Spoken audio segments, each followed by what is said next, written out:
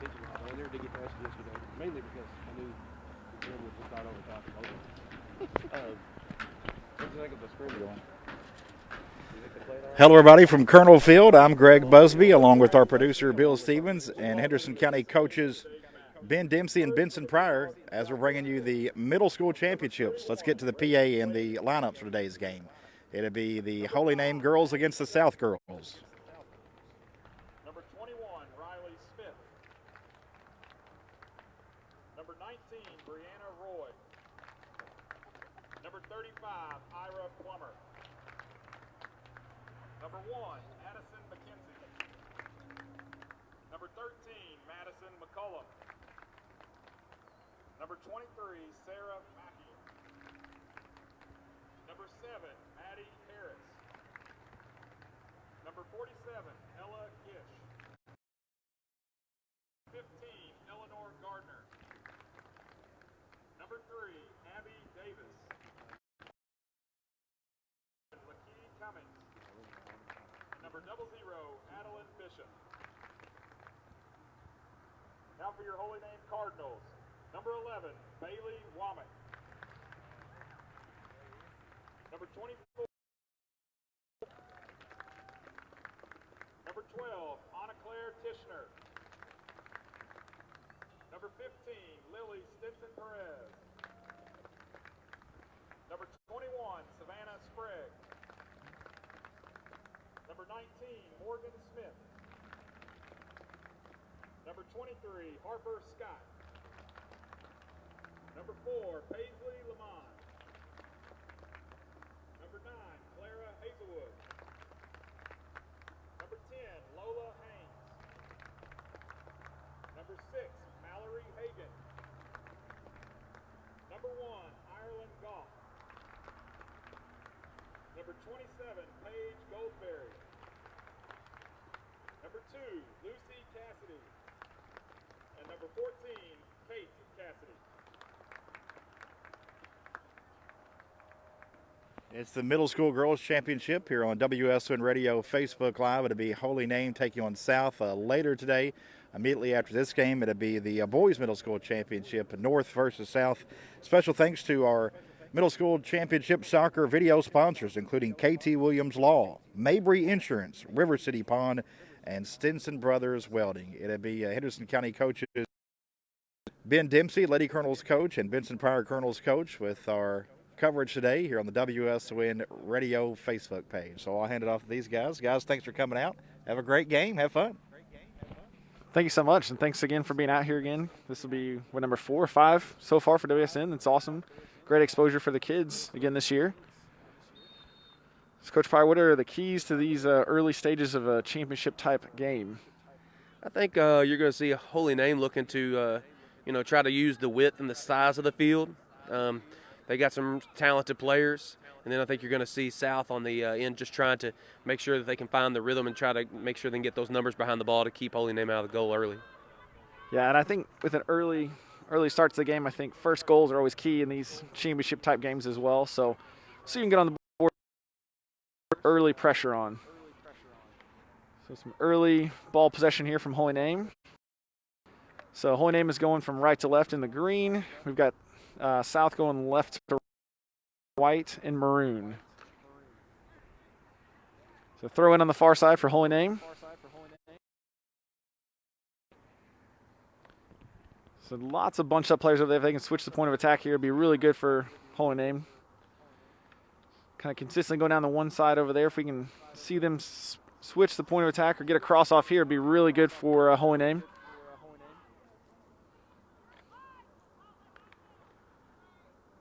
Ball on the far side, played out by South.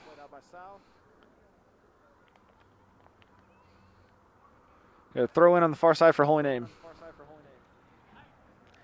You can see the, just a little bit of difference as kids learn the positioning and from high school to, from middle school to high school, should I say.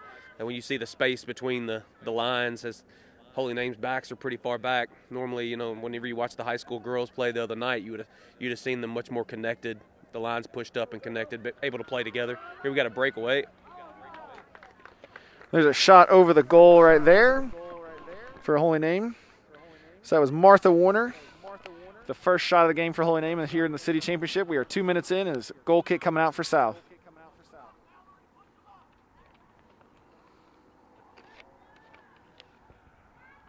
I think two pretty experienced coaches on the side too over there with Brandon Lamont and Alexis Markle. I think Alexis I know played in high school, and I don't know much about Brandon's background, but I think he's from Madisonville, played in high school as well. So, two coaches that know the game, and I think have gotten their teams prepared for tonight as well. Yeah, Brandon's been with Holy Name for a while. I'm not for sure exactly how long Alexis has been with South, but Brandon's been working with Holy Name for a long time.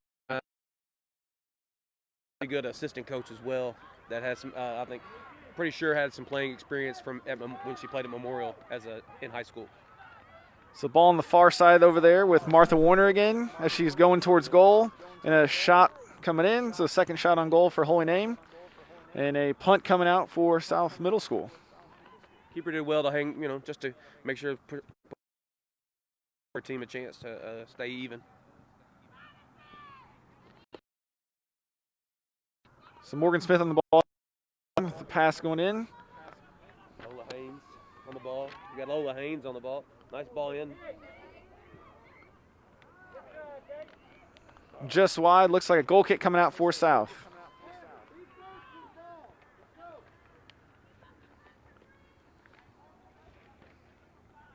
It's kind of nice. I mean, you can definitely see with the semifinals on, was that Wednesday night? Thursday night, excuse me. We played Wednesday night. The semifinals on Thursday night, and then the championship tonight, or this morning. Keep saying tonight.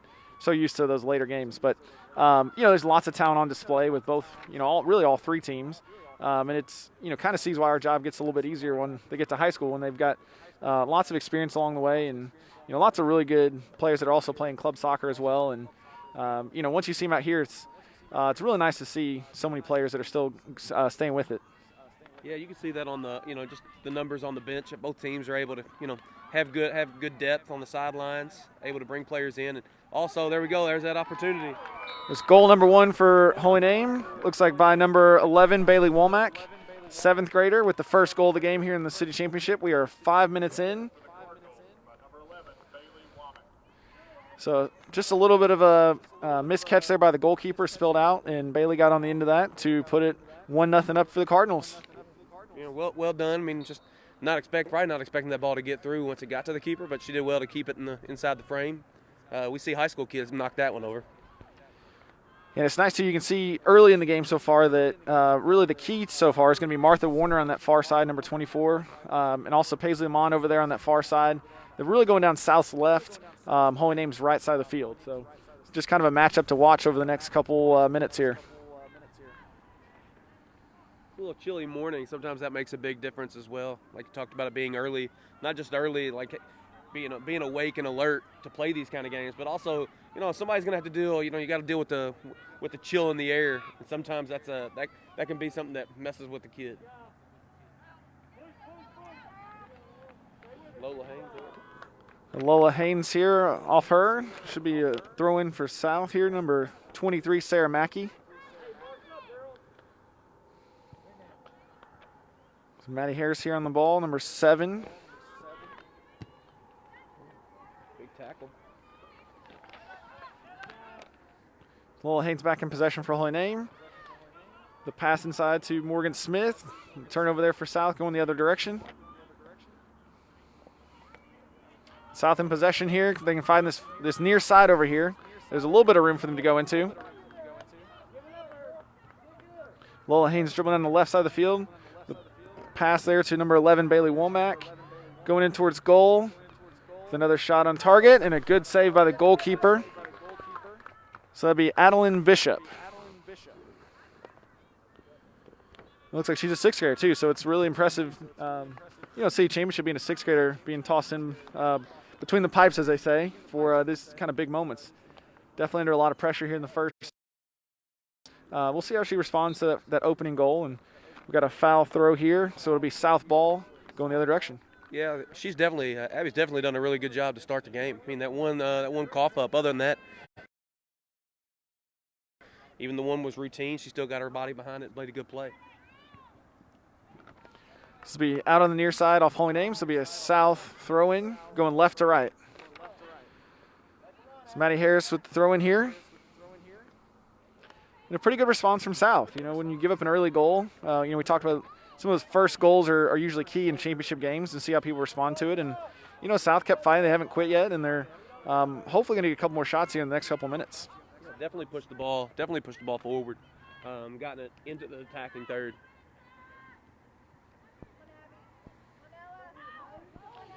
South in possession here, going towards goal.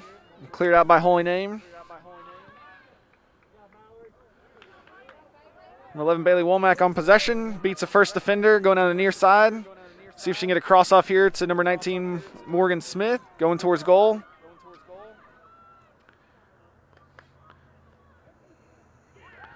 So the ball made it all the way across. It looks like Paisley Lamont, number 4, with the goal there. So Holy Name is up 2-0 in the opening 8 minutes of the city championship here at Colonel Field. So it didn't help notice earlier you mentioned that you keep referring at it tonight. That would probably be because Kevin Steele mentioned it as tonight whenever he was starting the game. So it just definitely got in your head a little bit. Yeah, absolutely. When you have someone of his caliber that makes a mistake like that, it kind of throws us all off for the day. And it does feel like we were just here as we were working the football game last night at the concession and the.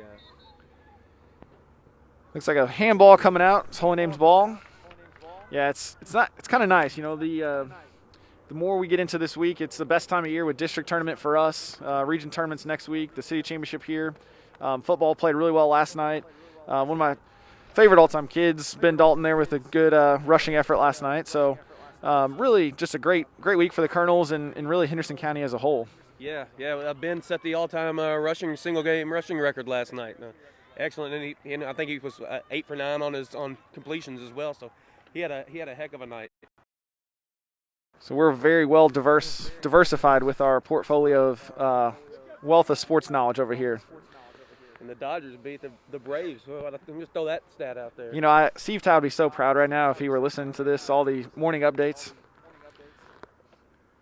So on the far side over there, Holy Name's got a throw-in going in.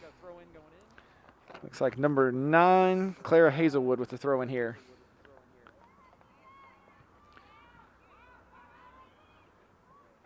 Be another throw-in over there for Holy Name, going right to left. We are 10 minutes into the city championship. It is Holy Name 2, South 0. Maddie Harris can be on the ball here. This would be a good moment to break out. She can get a touch on it. Holy Name wins possession and is coming back the other direction. Lola. Important moments.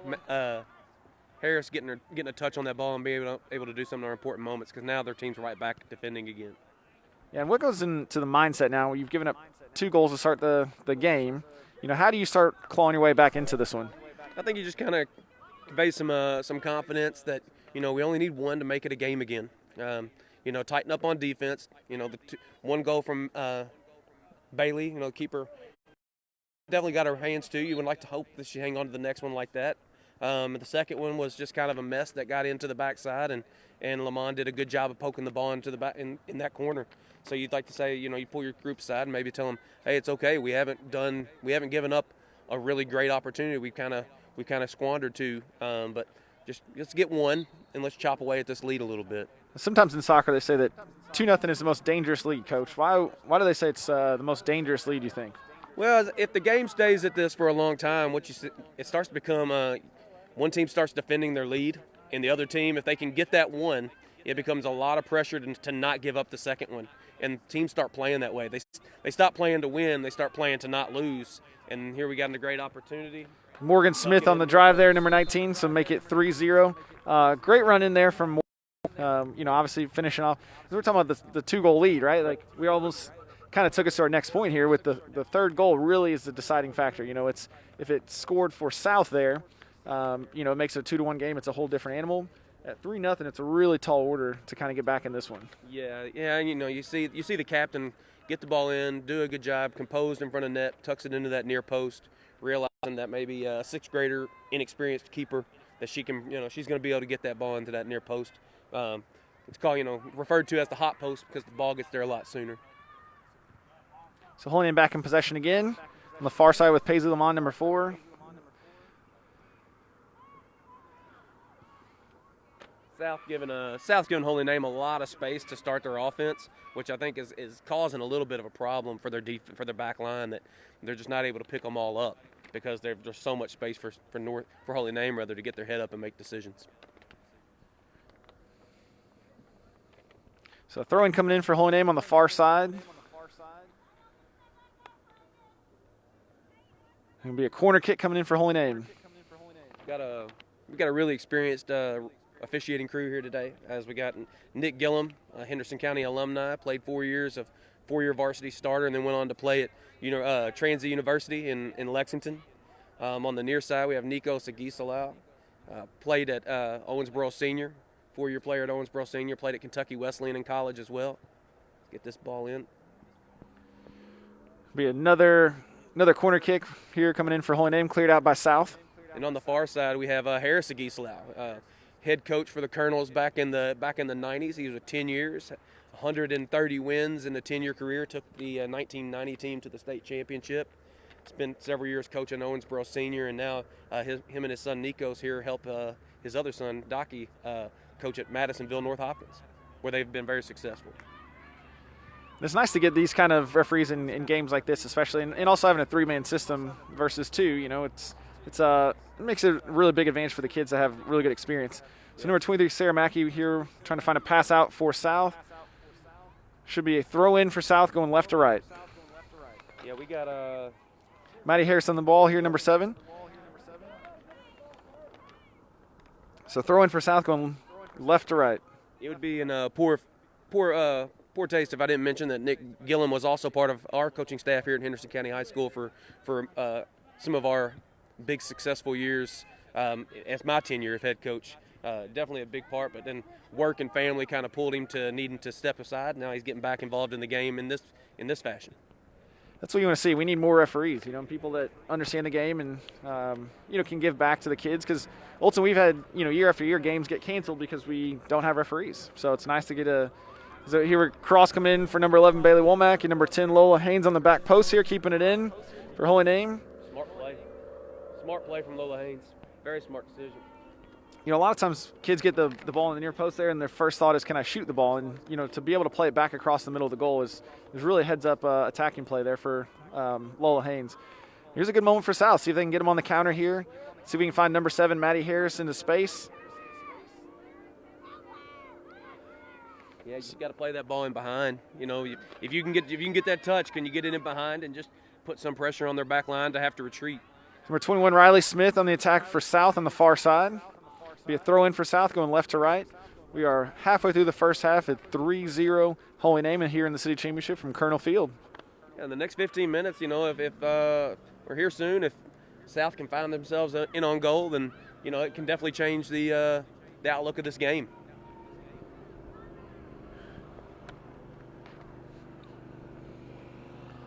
So Holy Name throw in on the far side going right to left. Again, we kind of talked about it early in the game. You can definitely see there's been a lot of attacking going on the right side. But it's funny, most of the goal scorers have kind of come through the middle of the field. It's as they're switching the point of attack from that far side, getting crosses and shots off that have led to big goals from the back post.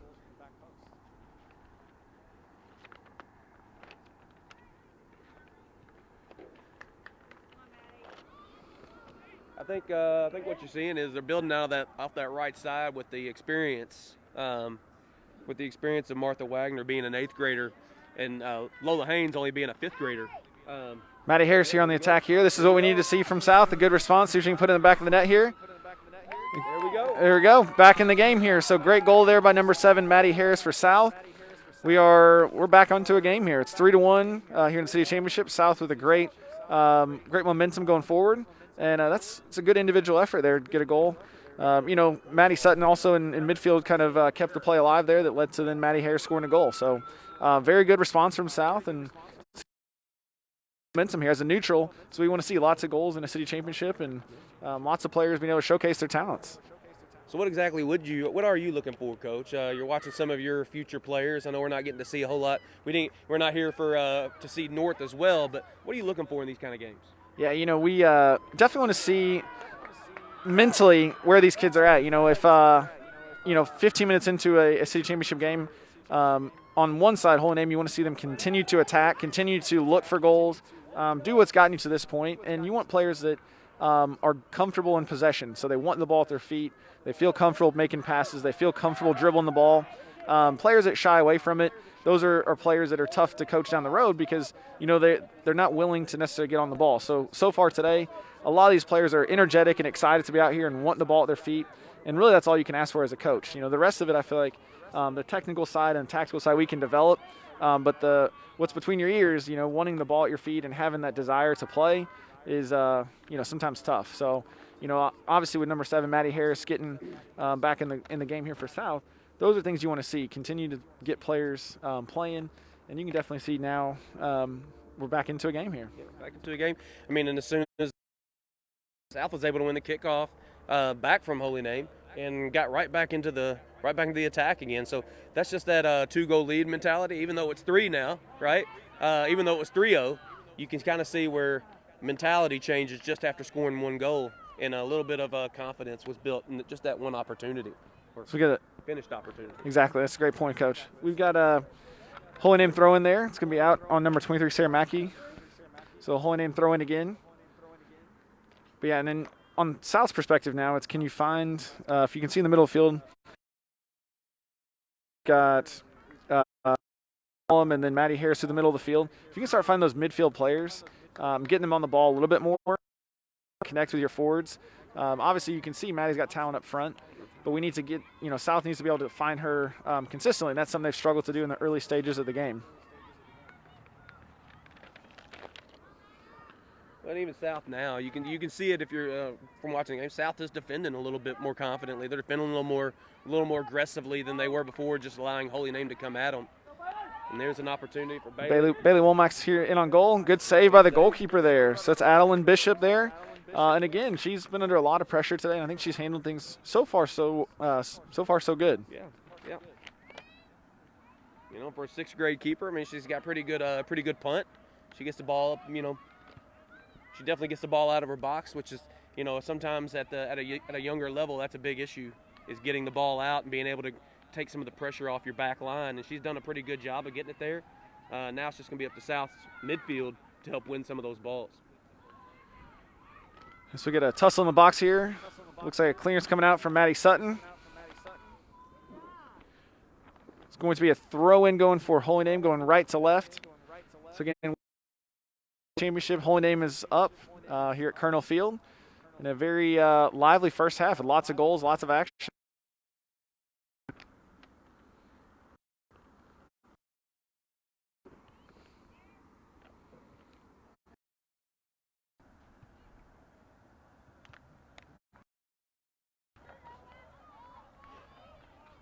Lola Haynes on the near side here looking for a cross.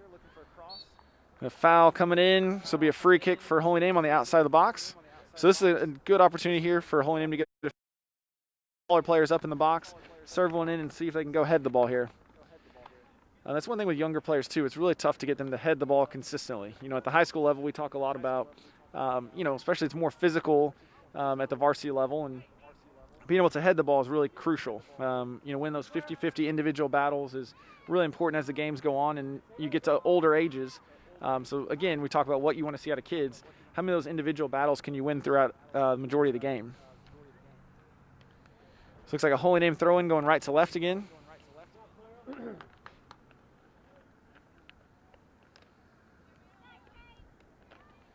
Bailey Womack in possession, switching the point of attack here to go to the far side. South looks like they're going to win the ball here. You can see Holy Name's defense is playing a much higher line than they were when the game started.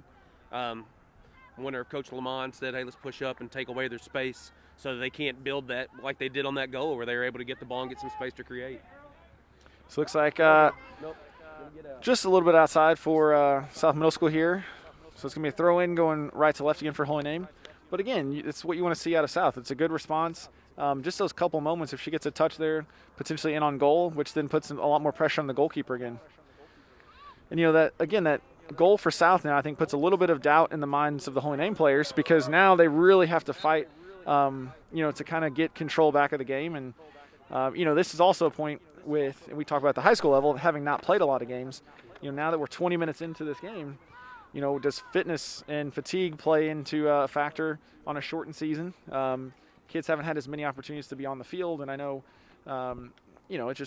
it's really difficult to expect the normal high standards of both teams just because we haven't had the luxury of time this year.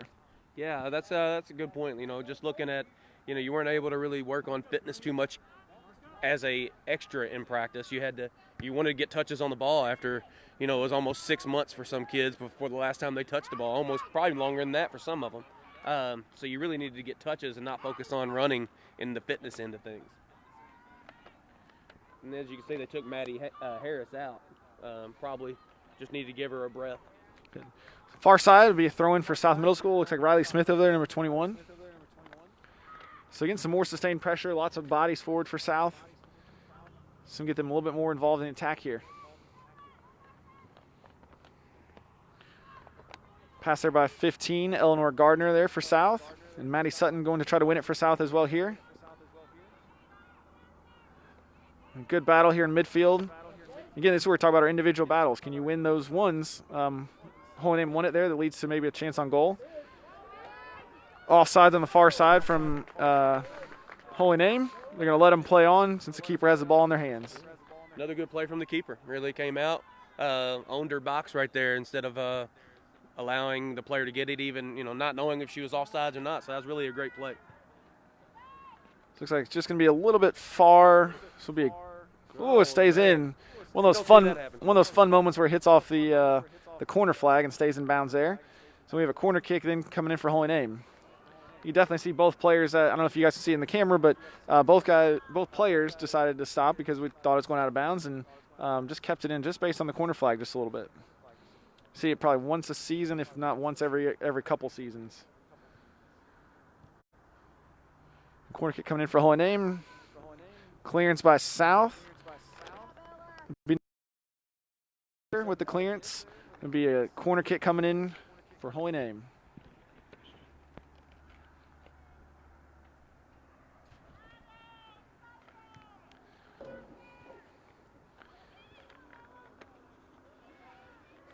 Ball bouncing around the middle of the box here. It's really important for these kind of moments now for South to be able to clear their lines and get forward as a team. So still live in the box, and looks like we're going to clear pressure here. Still need to step up, as you were saying. Like after that clearance, you want to see, you're looking for that South defense. Here we go, another good opportunity. Yeah, there you go, Lola Haynes. There's a goal there, number 10 for Lola Haynes. And that will push the lead back to a 3-goal cushion there for Holy Name with 4-1 with 6 minutes to play here in the city championship.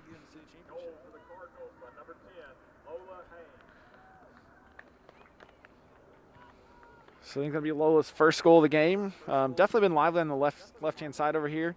So she actually, I know pretty well. She played on my travel team, I think it was last year. This pandemic has kind of thrown the years off for the most part, but great kid, works so hard. So nice to see her get a little reward there with a good goal. Get South back in possession to start the game again. We are 6 minutes to play here in the first city championship. It is currently a 4-1 Holy Name lead. Maddie Harris back into the game for South. Looking to put some pressure back on the Holy Name back. The giveaway here, and this Holy Name clears the line, and Lola Haynes is back in possession, defended by Sarah Mackey. And is out of bounds, so it will be a throw-in for South going left to right. You don't see much hesitation in Lola. Like I said, being a fifth grader, you don't, and that's kind of stuff like you like to see as a coach too. And as you said, I'm sure as a coach that you worked with her, you're proud of her, seeing that she's not backing down from bigger, more experienced, older kids. So that's impressive. Absolutely. It's really nice to see as we have a good response again from South. It seems like every time a goal goes in, there's a little bit of positive energy and momentum. They get the ball back in play and moving forward. And we've got a corner kick coming in for South. Again, from a neutral standpoint, we want to see a lot of success and a lot of goals from a lot of different people today. So I'd like to still see a few more goals off, these kind of moments.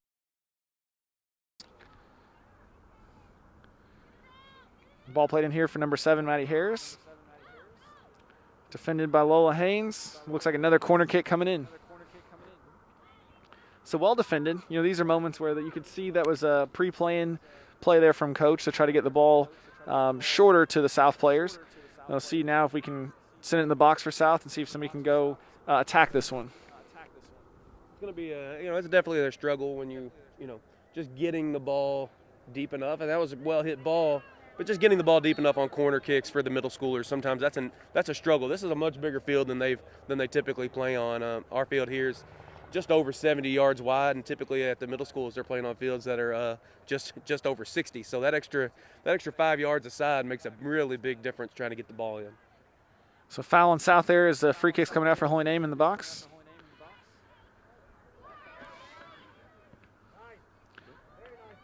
So Morgan Smith on the ball here. See if she can play it out wide for Holy Name to be back on the counterattack again. Here we go. It's going to go out. No, she's going to save it. It's a really good effort on the far side from Martha Warner again. You know, it seems like, you know, we talked about what do you want to see out of these types of games. Consistently, I feel like we say a lot of the same names over and over, and that's a good sign. It means those kids want to be involved in the play and are consistently impacting the game, you know. Without having seen a lot of these kids this year, it's nice to see that, you know, a lot of them are taking initiative to start the game and then really have not stopped playing yet. And also on the other side of that too goes, you know, it's nice to see teammates realize where their strength is. You know, sometimes in these team games like this, you still get kids who everybody wants to get their touches, no matter what sport it is. Everybody wants to get their touches, and you know, realizing that, hey, this is where we're going to have some success. So can we put the ball in this spot? That's impressive, you know, for kids being willing to say, hey, let's let the ball go to the right every time, and I'm just going to be over here on the left, and hopefully I'll get to sneak a couple goals in on the crosses. So I think that's an impressive thing you're seeing with Holy Name right now for sure. Absolutely, and you know, things that, you know, eventually we can't really teach the basics necessarily at the high school level, you know, the varsity level for sure. We can work on the tactical stuff for the most part and improve on the technical side, but you know, really things like spacing are really crucial, that teams that space at this level and can spread players out a little bit more and pass a few different times really have a lot more success. It seems like every time we turn around, there's 6 or 7 players from each team in the same vicinity. And, you know, so it's, as a coach at halftime, can you make that adjustment to say, all right, we don't need 5 players in the same spot. If you guys just take 10 yards this way, it opens up a whole another avenue for somebody else. It gives us an opportunity going towards goal there. Yeah, and I think, you know, like you were just talking about spacing, I think you see that with Coach Lamont and Coach Cassidy, just the quality of the coaching they're bringing. Holy Name has really good spacing. You know, when you look at them, there's maybe a couple kids you'd say, hey, you might tuck in here, you might go to this point. But for the most part, you can look at them and see they're coached on where they need to be in the system of play that they're playing. Ball pass in there. Looks like a handball coming out. A good pass initially by Maddie Sutton there, number 5. So this is where we need to see South get back in defense now. You can see fatigue setting in. We've got 6 players forward that are not necessarily tracking too far back yet. So, again, trying to get to at least halftime with the score the way it is and then really catch your breath and go again the second half. This looks like a foul coming in for South there. So Maddie Sutton was fouled there. So these are moments too at the high school level. We talk about going fast, right? If somebody just checks to the ball here for South, it's definitely a lot easier to play a ball before you get Holy Name set up defensively. Once they get set up, they've got 7 or 8 players behind the ball. It makes it a lot trickier to then get players behind them. Yeah. And again, with the just sometimes that lack of strength, you definitely want to push a little bit fast. She's probably not going to hit that ball to the back post for a great back post run. So maybe a little bit quicker play there makes a little difference. And catches them unorganized. So again, last minute here at Colonel Field in the city championship, we are Holy Name at 4-1 over South Bulldogs, and a really lively first half. You know, lots of action, early flurries from Holy Name, and then it kind of settled down, and both teams have had some decent looks towards the end of into the first half here. Morgan Smith on the ball here for Holy Name. See if you can switch the attack here, or get a shot off here.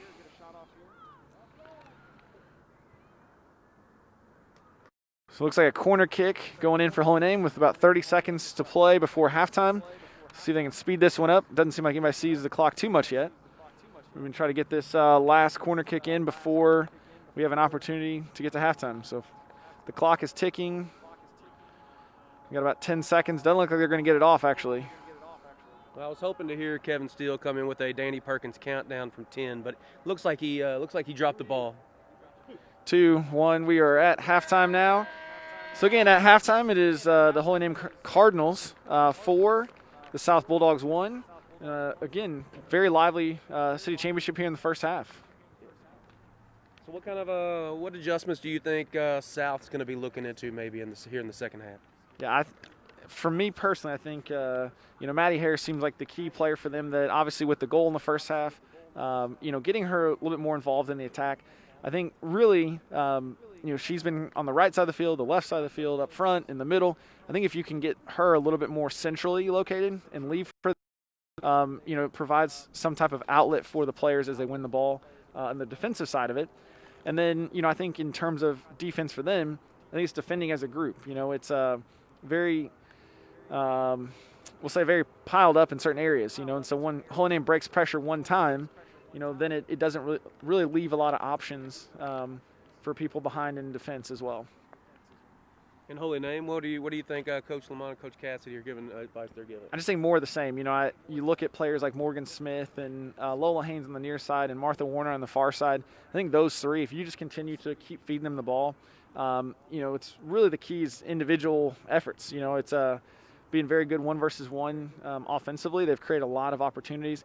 Coach Steele doesn't really have the shot counter going today, which is pretty disappointing. I figured somebody of his caliber would have that going, but you think Holy Name's had a lot of really good opportunities in the first half, and I think it's in part to their front three, but also Paisley Lamont as well. So their front four really have been dangerous the entire first half and put a lot of pressure on South. And when you're defending like South did the whole time, it kind of wears on you. So as much as we're saying, you just have to get that next goal, it's also tough to then find the energy after you've given up that third and fourth goal. Sure, yeah, that get that next goal is much easier said than done. Whenever you've seen how Holy Name's playing, they're locked in. They're not giving up a whole lot. South has done a good job after they got behind to get forward, but it's much easier said than done. I mean, South, it's probably going to take another great individual effort from somebody. But again, I think your keys of running through Maddie Harris are excellent, and I'm sure Coach Lamont might be saying this: can we play it even a little bit quicker, so we can create so our opportunities are a little more open to make passes and to get shots off. 4-1 here at halftime at Colonel Field. Big thanks to Ben Dempsey and Benson Pryor on our coverage of WSON Radio coverage of the City Soccer Championship. Special thanks to our City Soccer Championship sponsors, KT Williams Law, Mabry Insurance, River City Pond, and Stinson Brothers Welding. Of course, as always, big thanks to our high school fall sports season sponsors as well, Evansville Teachers Federal Credit Union, Smith Hart Insurance Agency, Henderson Ford, and Rock House on the River. Let's take a look at scoring in the first half, recapping the action for you. 4:17 into the match. Bailey Womack got Holy Name on the board with a goal. That was followed up by a goal at the 7:37 mark from Paisley Lamont, the 8th grader. And then at 10:47 into the match, Morgan Smith made it a 3-0 game. But South came back with a goal to make it 3-1 at the 15:19 mark. Maddie Harris, an 8th grader, scored the only goal for South, and then a late goal, 23 minutes and 31 seconds into the first half. Lola Haynes, a 5th grader, with a goal in that opening half for Holy Name as they lead 4-1. I'm Greg Busby, again with the Henderson County High School soccer coaches Benson Pryor and Ben Dempsey. We'll get a chance to catch up with Benson at halftime of the boys game to talk about his region draw, but we wanted to first catch up with Coach Ben Dempsey to talk about the Lady Colonels region draw. They'll get going on Monday, first game of the tournament right here at Colonel Field. And Ben, the draw came out yesterday. Just kind of your overall observations on the Lady Colonels draw for this year's second region tournament. Yeah, I really like the fact that we got the opening game, number one, with all the sanitizing and things like that are going to happen. So the later game is an 8 p.m. So basically means our kids just get to show up, warm up, and play. There's not a whole lot of distractions. There's not a whole lot of other things going on. So I like that aspect, and in terms of the opponents we get, it's we haven't seen anybody this year. Even things. So Caldwell County got a number 1 seed in their district. They were upset in the final by Madisonville. So the opening round game I think is a tricky one. I think one of the top vote getters for or one of the top players that people really like in the region is her name's Kelsey Adams out of Caldwell. She's a center back for them, and she's really tough defensively, and so I think she'll give us a really good test. I think it's a game that, again, if we start off and get the opening goal kind of like we talked about today, I really think it puts pressure on them, especially being at home for us.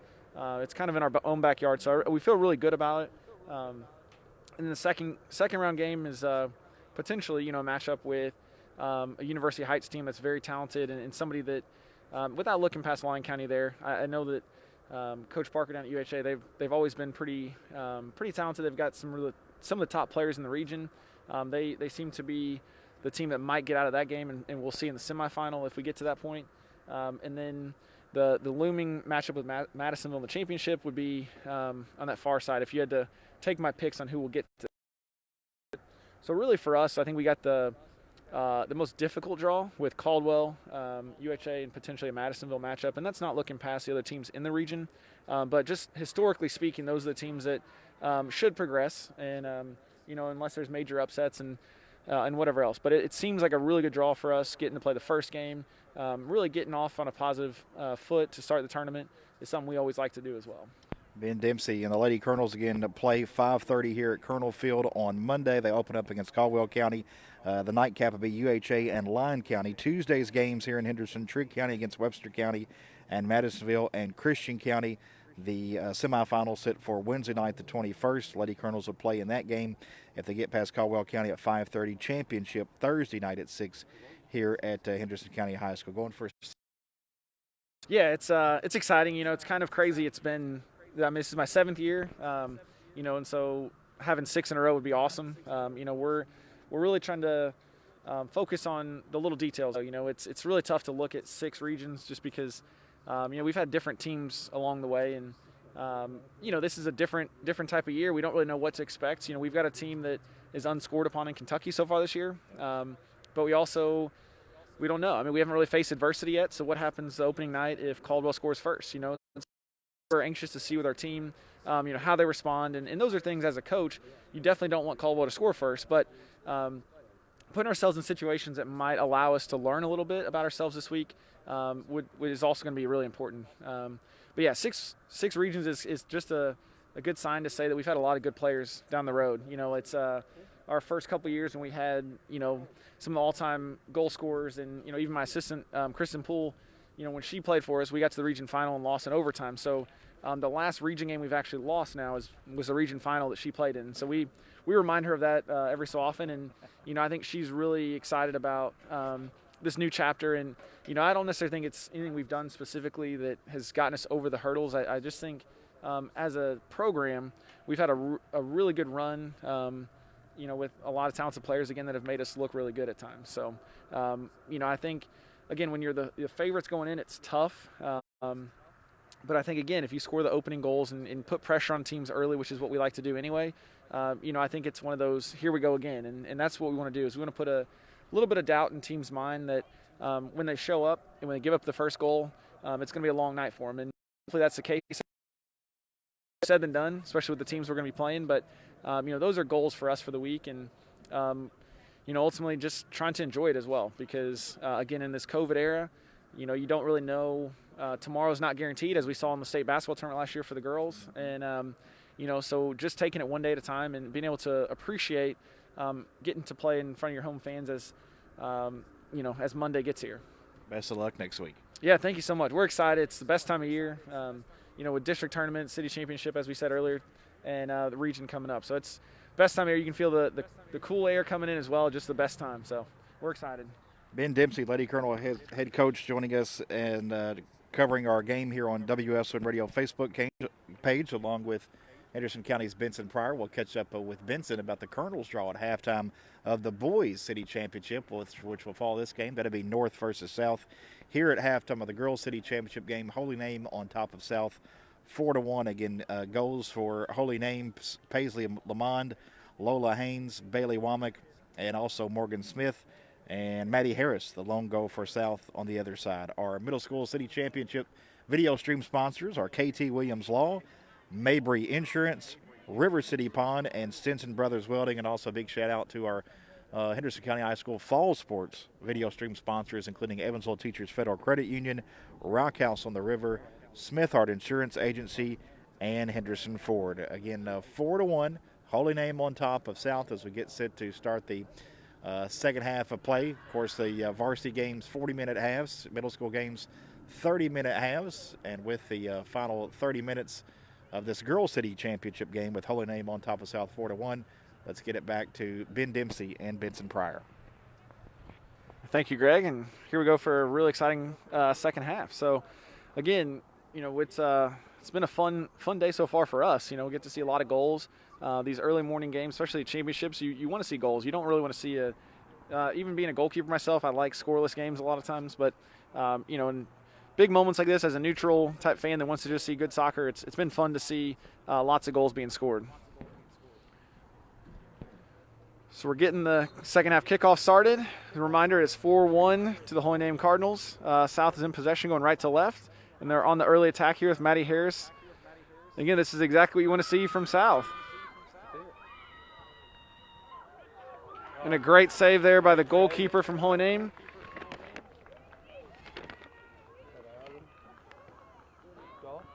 Ireland Goff. Yep. So goalkeepers and jersey numbers sometimes are a little bit off, but Savannah Sprague would be the goalkeeper, actually. Sorry about that, everybody. So Savannah Sprague, we had it written down over here. We thank you to Mr. Busby here for correcting us amateurs. That was an assumption, as a lot of keepers wear the number 1, and so we were just assuming, I think, that was what that jersey number would be. Number 1 on the field, number 1 in your hearts. That's how I always felt as a goalkeeper. Should be a goal kick coming out for South, and that's until you give up a goal. Right. Until you give up a goal, then then you're the GOAT. Yeah. So again, exactly what we wanted to see from South. What a different game this would have been if that goal goes in the first minute of the second half. And now, can you break pressure again and get out of your own half and create more chances?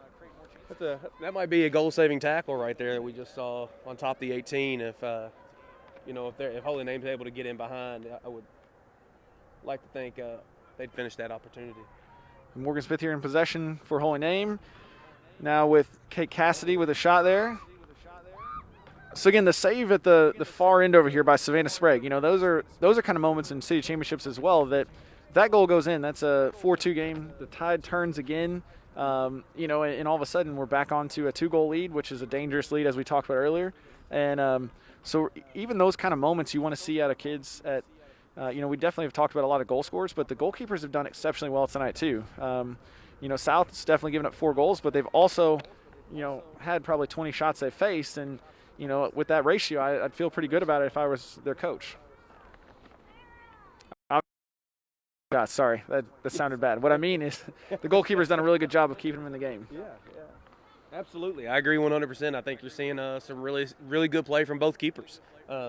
You'd probably look and say that Holy Name could definitely have a few more goals in the back of the net had it not been for their keeper play. And then, as you mentioned right there, that first play in the opening seconds would have been huge, I think, for South confidence going out through the rest of this 30-minute half. And Holy Name's back on the attack here with Paisley Lamont on the ball. Number 14, Kate Cassidy going for it. Now it's going to be coming out with number 21, Riley Smith. We had a little switch in positions here. We got Lola Haynes on the right now, and we got Martha Warner. There we go. Sorry about that. That's all right. That's why we're teamwork here. Teamwork makes the dream work. So Abby Davis here on the near side. Her sister Anna plays for us at the high school level. I wonder if Coach Lamont happened to see something that he thought, hey, let's try to go to the left side more, maybe a little bit more in the second half through Martha. So throw in on the near side for South Middle School coming in. And again, these are moments where you want to see, can you get an early goal to start the second half and put the pressure back on Holy Name again? So turnover here, going Holy Name the other direction. If she can switch the field here. Lola's taking it. If we can get her to switch the field here, there might be some success on. Riley Smith on the ball for South here in possession. I think if you get if South could find a goal inside the first half of the second half, they might. I think we might see some fireworks going towards the end. Yeah, and again, I know we sound like a broken record a lot of time in soccer, but the next goal is crucial. If it's scored by Holy Name, I think it puts the game obviously to bed. I think at this point with 25 minutes remaining, game, it's really game on again. And again, as a neutral, that's what we want to see. When we see if we can continue to put the pressure on. And I think kind of going with that, like you're mentioning, like kind of like a broken record. But I think for the casual fan who doesn't watch soccer as much, while we're talking about we're happy that we got goals today, it's very hard to score goals in soccer. And that if Holy Name could knock one more in and make it a 4-goal lead, it kind of looks insurmountable for the Bulldogs. But that one goal could change everything for South. And just because it is so hard to score goals, that every goal matters really in soccer. So I'll tell you this quick story just to get off. But at USI one time we had my coach invited a family that never watched a soccer game before, and it was a 3-3 game. They went to overtime, and in college, overtime, and even in high school, it's a golden goal, which means the first team that scores wins. And we scored a great goal and won the game 4-3. And they thought every soccer game was going to be like that the rest of their lives. And so they were the biggest soccer fans. And then the next game they watched was 0-0, and they kind of came back down to earth. So, They never came back. They never came back. They never came back.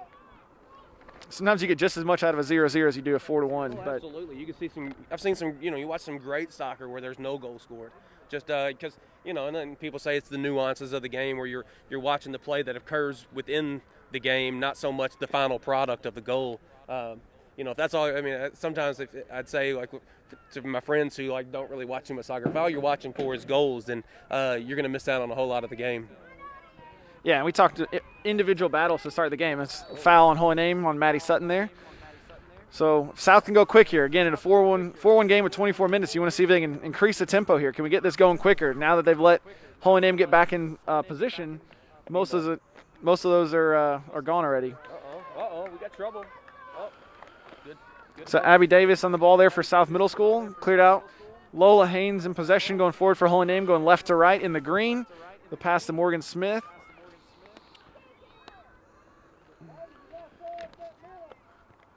Ball on the far side over there. Holy Name in possession, attacking on the left side. Sarah Mackey defended really well there. Maddie Sutton in possession again here. It's going to be a throw-in going left to right for Holy Name on the far side.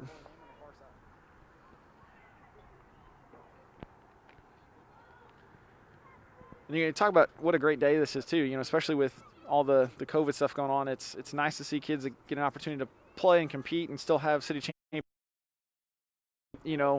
As Bailey Womack is going in on goal here for a little bit of a breakaway, see if she can ice the game. Looks like a foul coming out. This will be South free kick coming out. Yeah, absolutely. I mean, it's just it's a blessing really to be able to watch this game right now. And I mean, when we looked at just a couple months ago, we weren't it to happen. Whether it was high school sports or middle school sports, we didn't know we were going to get to do any of this. So it's just a real blessing to get to see the kids out. And at the end of the day, that's what it's about. Even though we have limited capacity and can't fill the stands, we got WSON and their sponsors just, graciously coming out and doing this, showcasing these kids and, showing that, hey, they're still playing and, hey, let's get behind them and watch them. Yeah. Oh, another great save. Yep. So, again, we have 22 minutes remaining here in the game. Holy Name 4, South 1, and a little bit of lull in the goals. We've been talking them up, and then all of a sudden the goals dried up a little bit. So, the goalkeepers have really kind of owned the second half so far with lots of good saves. And, both teams have had chances at either end. And it's been exactly what we want to see out of a city championship so far. So there's a little bit of miscommunication there, I think, from goalkeeper and defender. So it'll be a corner kick coming in for Holy Name. And this is, again, where, we talk about the high school level, the varsity level, we'd like to see more of urgency. The ball goes out of bounds. There's 2 Holy Name players. Could they just go ahead and play it in?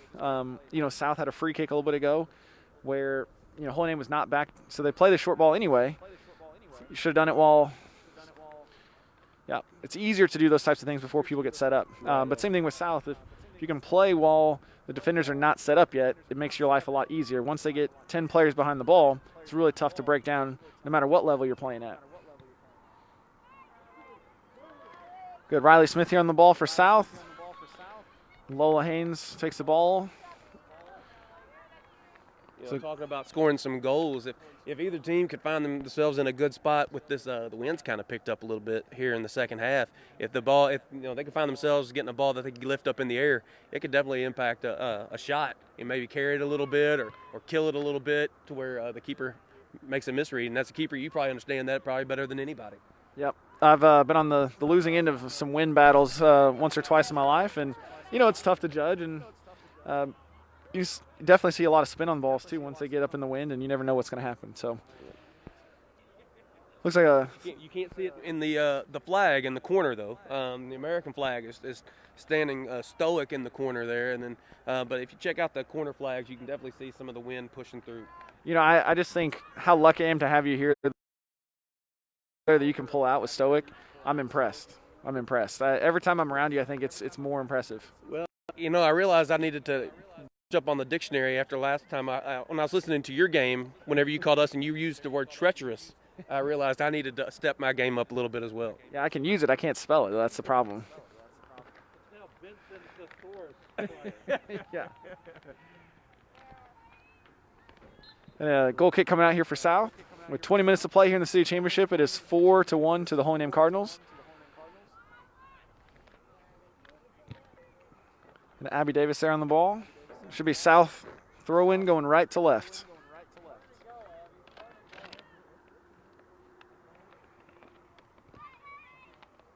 Okay, Cassie in possession here. Driving at the South back line. See if she can get a cross off to the back post. There's numbers up there. Ooh, unlucky. Just missed on the back post there by Bailey Womack. Be a goal kick coming out for South. And again, we talk about urgency, right? In a 4-1 game in a city championship, the season is pretty much over after today. You have to get 3 goals back. So try to see if we can go a little bit faster with free kicks and throw-ins and everything that's going on in the game. We need to increase the tempo if you're going to see any more production coming out. So Maddie Harris comes back into the game. And Addison McKenzie will be exiting.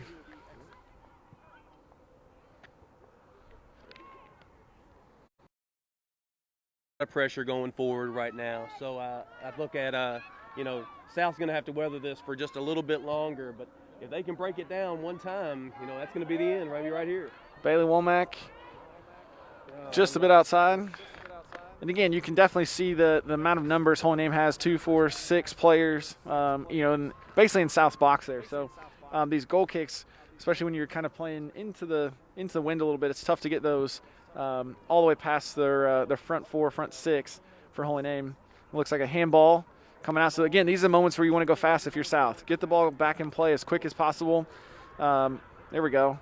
Perfect. And that's what we want to see, right? So now we're putting them under a little bit of pressure with our back 4 here. So numbers forward and keeping on this end there a little bit if you're South. So again, can we go fast if you're South? Quickly. Get it and go. Don't wait for them to get set up. And again, now you've got a 1-versus-1 going to goal with Abby Davis here. She got good pace, good skill. She's going to cause a problem, I think. A little bit of a battle there, yeah. Can we get a cross off for your Abby Davis? Maddie Sutton there on the ball. Keeping the play alive. There's Maddie Sutton. Morgan Smith on the ball, playing into space for Lola Haynes, and the counter is on for Holy Name here. Good Eleanor Gardner there, trying to stop the ball, slow it down for South. Lola Haynes finds Morgan Smith. Looks like a 1-2. See if she can get a cross in the middle here to Morgan. Sarah Mackey there clearing the ball. Well done from the goalkeeper there, being off her line quick. Those are tough balls, especially as it got kind of hung up in the wind there and just kind of died. So about 16 minutes to go here at Colonel Field. It is currently Holy Name 4, South Middle School 1 in the city championship. It's a nice trophy on the line, and both teams are playing hard to try to finish this game off here. We got a kind of an ironic turn of fate. We see for Holy Name, we see Bailey Womack playing center while her dad was a goalkeeper in high school, one of Henderson County's finest goalkeepers, as a matter of fact. But now she's on the scoring end where dad was on the other end of it. Being a goalkeeper myself, you don't want your kids to suffer the pain of taking a shot off the face or something like that. It'll look like a miss punt there from the goalkeeper. Be back in possession here for South Middle School. Paisley Lamont there going for the ball. Oh, nice little and offside, but the goalkeeper has possession. We got 16 minutes left, and Cardinals still leading 4-1 over South. Again, so a little bit of miscommunication here. So it should be offsides. Goalkeeper had the ball in their hands, so you'd like to see a little bit of an advantage played, right? So you can let the goalkeeper keep the ball in their hands and let the play go on. Because again, these goal kicks have not gotten far enough out for South, so it's continuously staying on this end of the field. Sticking with the family theme, we see number 9 on the near side here, Clara Hazelwood. Her little brother Zane plays for the boys team for Holy Name, plays more of an attacking role, while her older brother Warren plays, has been playing left back for us this year after pretty much being in an advanced role from in the years past. So it's good to see, continuing soccer families continuing on with that, with playing the game. Absolutely. Maddie Sutton on the ball there, looking a little bit of possession. And you can, again, see as the half is worn on, South is getting a little bit more bunched up than we'd like to see. And really you look for their main goal threat right now. Maddie Harris is on the far side. Not necessarily getting on the ball as much as we would like to see. So if you're South, can you find ways? Looks like a foul coming out as 2 players are going for the ball there. You just want to see, can you get your better players on the ball a bit more, either in attacking mid-roll or somewhere in midfield, just to be in possession more.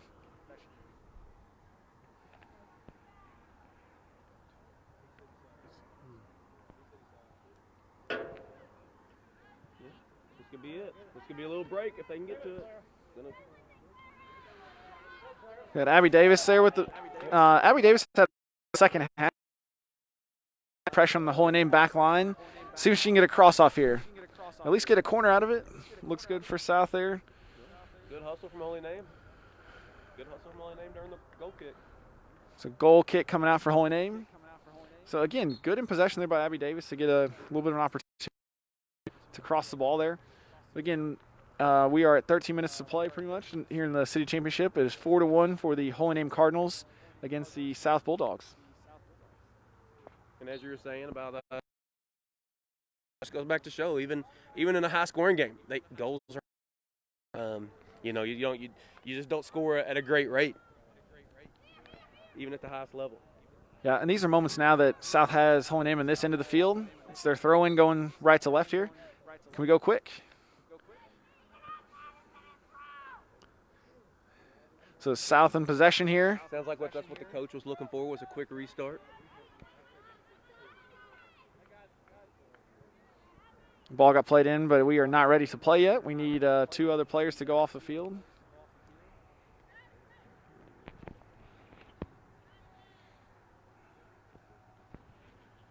So 12 minutes to play here in the city championship. It is Holy Name 4, South Bulldogs 1. So again, look for South to try to keep possession on and keep momentum going this direction. Looks like a potential handball there, but just a throw in for Holy Name coming out, going left to right. And as I brag on the quality of officiating, Nick Gillum does that. So yeah. Shows we're all human at times, I guess. Yeah, exactly. I mean, it happens. Maybe he saw a different angle than we saw. He is closer to the play than we are. So throw in coming in for Holy Name. Looks like it's going to be South throw in going right to left at this point. So again, lots of players getting bunched up. If we can find a way to get South a little bit more in possession and switch the point of attack, it'd be huge. Yeah. See a little bit of a mess there in the middle. Well, we got Maddie Sutton in the ball there. Good. Lola Haynes in possession on the counter for Holy Name. They're getting a little bit tired. Can you really run at their back 4? Yeah, keep going. Keep carrying. Oh, what a pass. And this might seal the game here for Holy Name on the far side. Off the post. And a little bit of a scramble in front of goal there. What a defensive play. What a defensive play to not give up, not assume the ball's going in the back of the net, but to play through. I mean, we really look at it. It's outside of a couple moments. What a great save by the goalkeeper. So again, she's done really well on that far side over there for South. Get our handy-dandy roster real quick.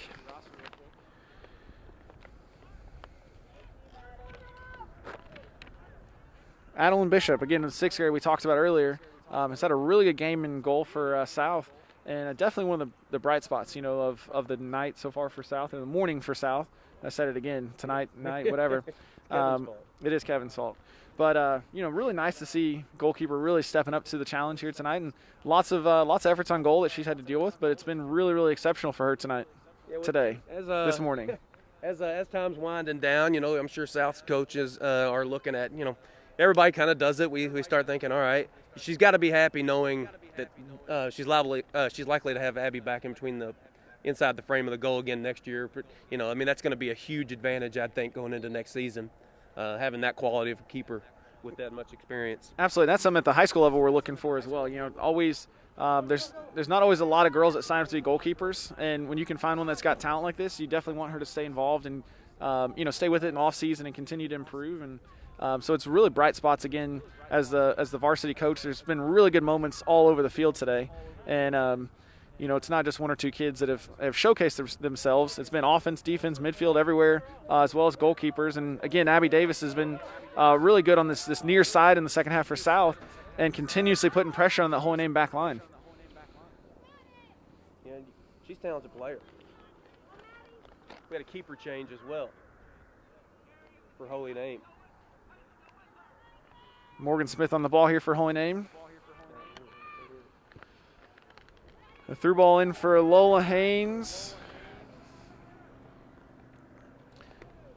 So Holy Name throwing, going left to right.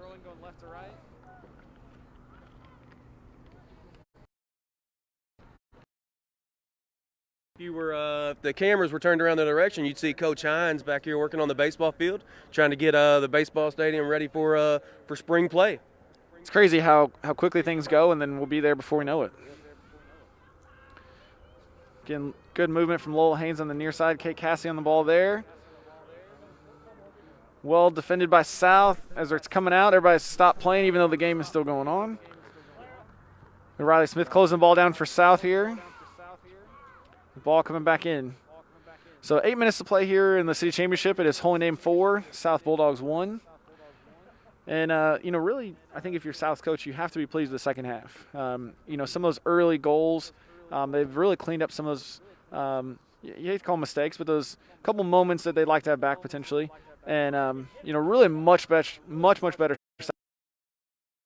You get this effort for a full game, I think it's a, completely different situation. It's just really, Holy Name got off to a really hot start and put a lot of chances on goal to start the game, and it's definitely shown. But a 4-1 game going into halftime, they've fixed it seems like, and they've really tightened up defensively and even have created a couple chances offensively. I think that's what you're seeing. I think kind of your idea that you were talking about how you like to start games fast and put the team under a lot of pressure early. You saw Holy Name do that. They were able to capitalize. But then I think South, I think that one goal really helped them a lot, even though they gave up 2 more after. I think it helped their mentality, and the second half really carried in. I agree 100%. I think Coach is probably really happy, considering, I know Holy Name won the first meeting as well. So I'm sure the coach is excited about this right now. So the clock is kind of ticking down here, and Coach, you've been in coaching a long time. How many years has it been now? With the Colonel's program? With the Colonel's program, this is actually year 19. 7 years working, or 6 years working with the JV, 1 year as the full-time varsity assistant coach, and then the last 12 as, this is year 12 rather, as the boys varsity head coach. So having gone through a lot of seasons, lots of Final Fours, some heartbreaks along the way probably as well. What do you say to some kids, as their middle school season is kind of coming to an end, or just really seasons coming to an end in general? What goes through a coach's mind the last couple of minutes as that clock is ticking down and you're down 3 goals? When do you start turning into, okay, what am I going to say to the kids when they come off the field?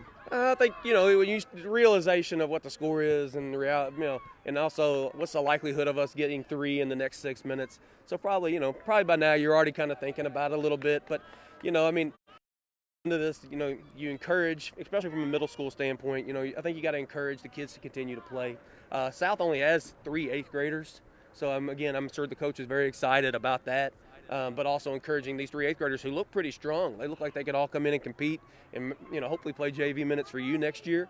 But you encourage those kids to keep playing. But at the end of the day, I think you got to, you tell them how proud of them you are that that they were able to hang in there and not give the game away to the point where it looked worse. It could have ended up much worse if they had quit playing when they got down by 3 goals. But also, and then my philosophy is, and it's not anything I hide. Like, I love my guys, I love my players. They're like family, like they're like my kids. So I express just my my heart for them, my love for them, and that I'm proud of them. And I'm proud I got to be with them as long as I did. Absolutely, and you kind of hit the nail on the head there. These are, part of about wins and losses. Especially at the middle school level, it's a really good opportunity to continue to encourage these kids to come out in high school, to keep working at it. But also, like you said, just the response of the second half. You can't really ask more out of your team than to really fight in the second half here. We got a chance. So Abby Davis on goal here. Go to goal now. See if we can get a shot off the back post. Goalkeeper saves it. It's a really good opportunity there for South Middle School with 4 minutes remaining in the game.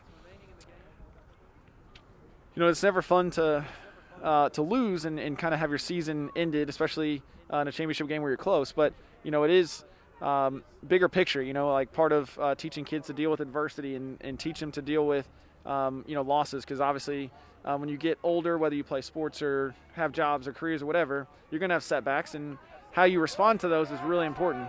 As Lola Haynes is here on goal here, if she can cross the middle of the field, looks like a really good opportunity for Holy Name. Good defense there.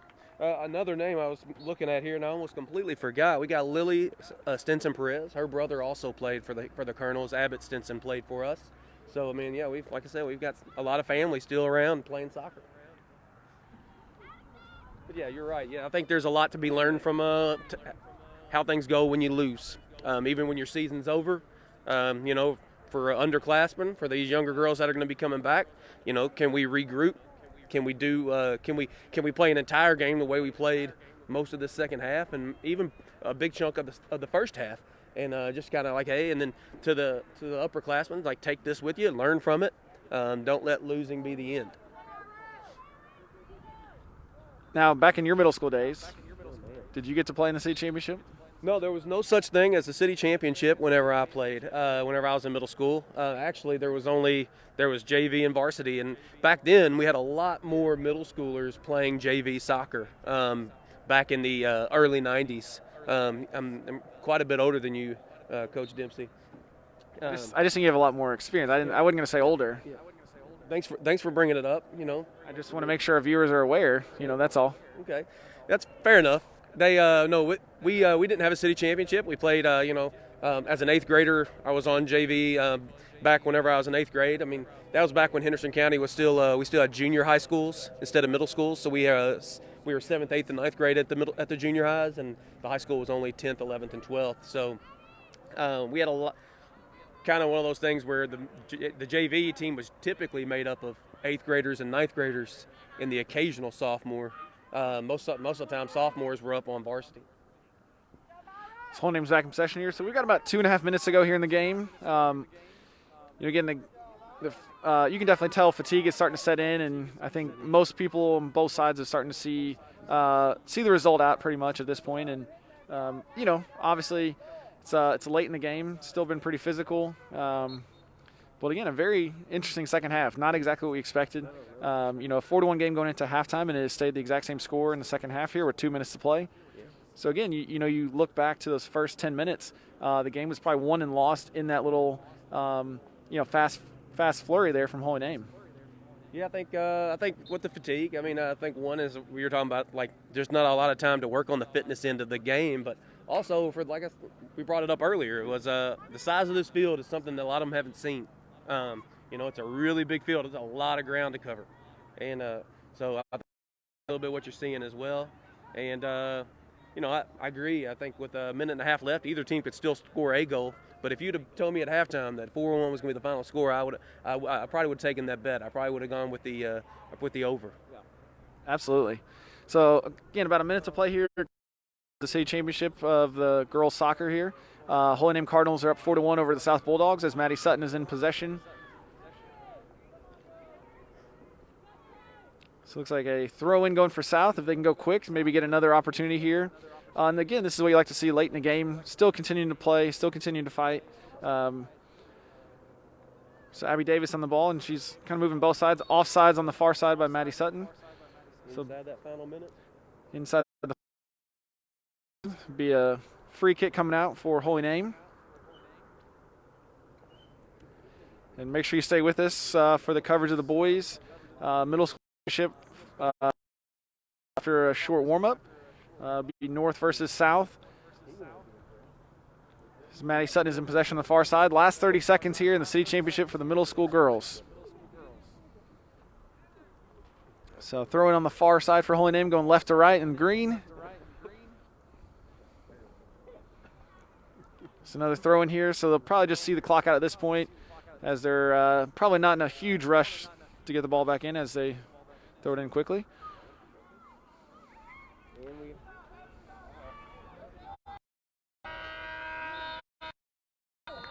And the rules. So It wasn't in before the whistle. Was it in before the buzzer? I would say no goal, Coach. No goal. No goal. Yeah. So final score 4 for Holy Name Cardinals, 1 for the South Bulldogs. Again, very good game overall. Lots of good talent on both sides. Goalkeeper showed well for the entire game. Lots of good attacking players on both sides. You know, we definitely, you can tell we have a bright future here on the Lady Colonel side. Yeah, I mean that's got to be positive, knowing the amount of, knowing the quality and the quantity of seniors that you're losing this year. To be able to look in and say, hey, this is what's coming up. That's positive. There's a lot to build from with this group. You know, just making sure we can get them all over to the high school and keep them engaged and keep them wanting to play. Absolutely. And, you know, it's a really good moment, too, for these kids as well, being able to, you know, have this game live stream. Yes, for coming out and doing this. But it's really awesome to be able to see, you know, for the community to allow, you know, an opportunity for these kids to be seen, you know, because this might be the only game in their life they get to play on TV in front of people, and it's a really cool moment, you know. So it's good that, especially during, like we said earlier, all this craziness in the world, that they get a chance to showcase what they can do and what they've put a lot of effort into over the years. And so really good finish here. So we've got the, I'm assuming, trophy presentation coming up here for home. Stay with us. We have the North and South Boys Middle School Championship coming up as well.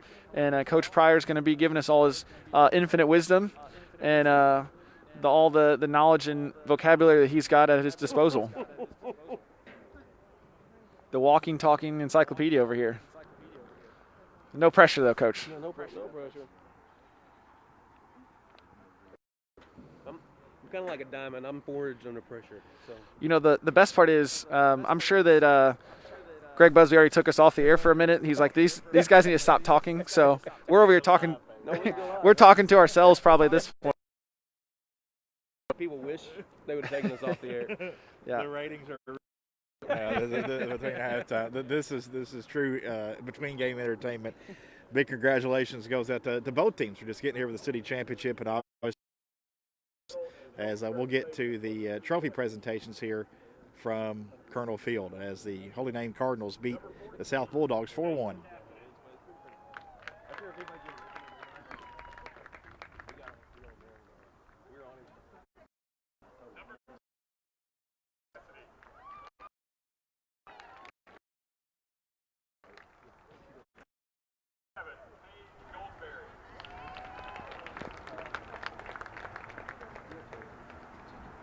Number 1, Ireland Goff.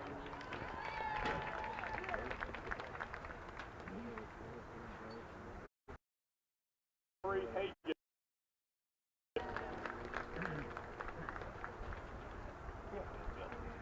Number 10, Lola Haynes.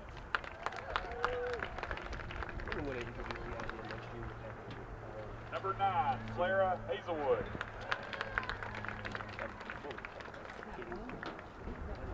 Number 4, Paisley Lamont. Number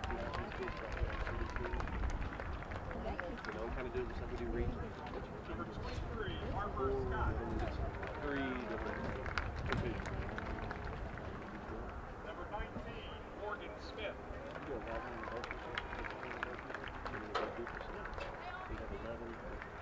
Number 21, Savannah Sprague.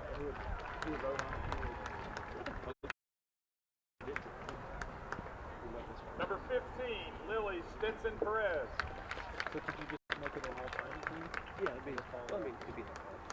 Number 12, Anna Claire Tishner.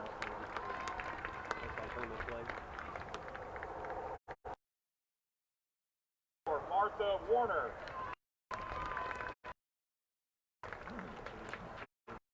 And number 11, Bailey Womack.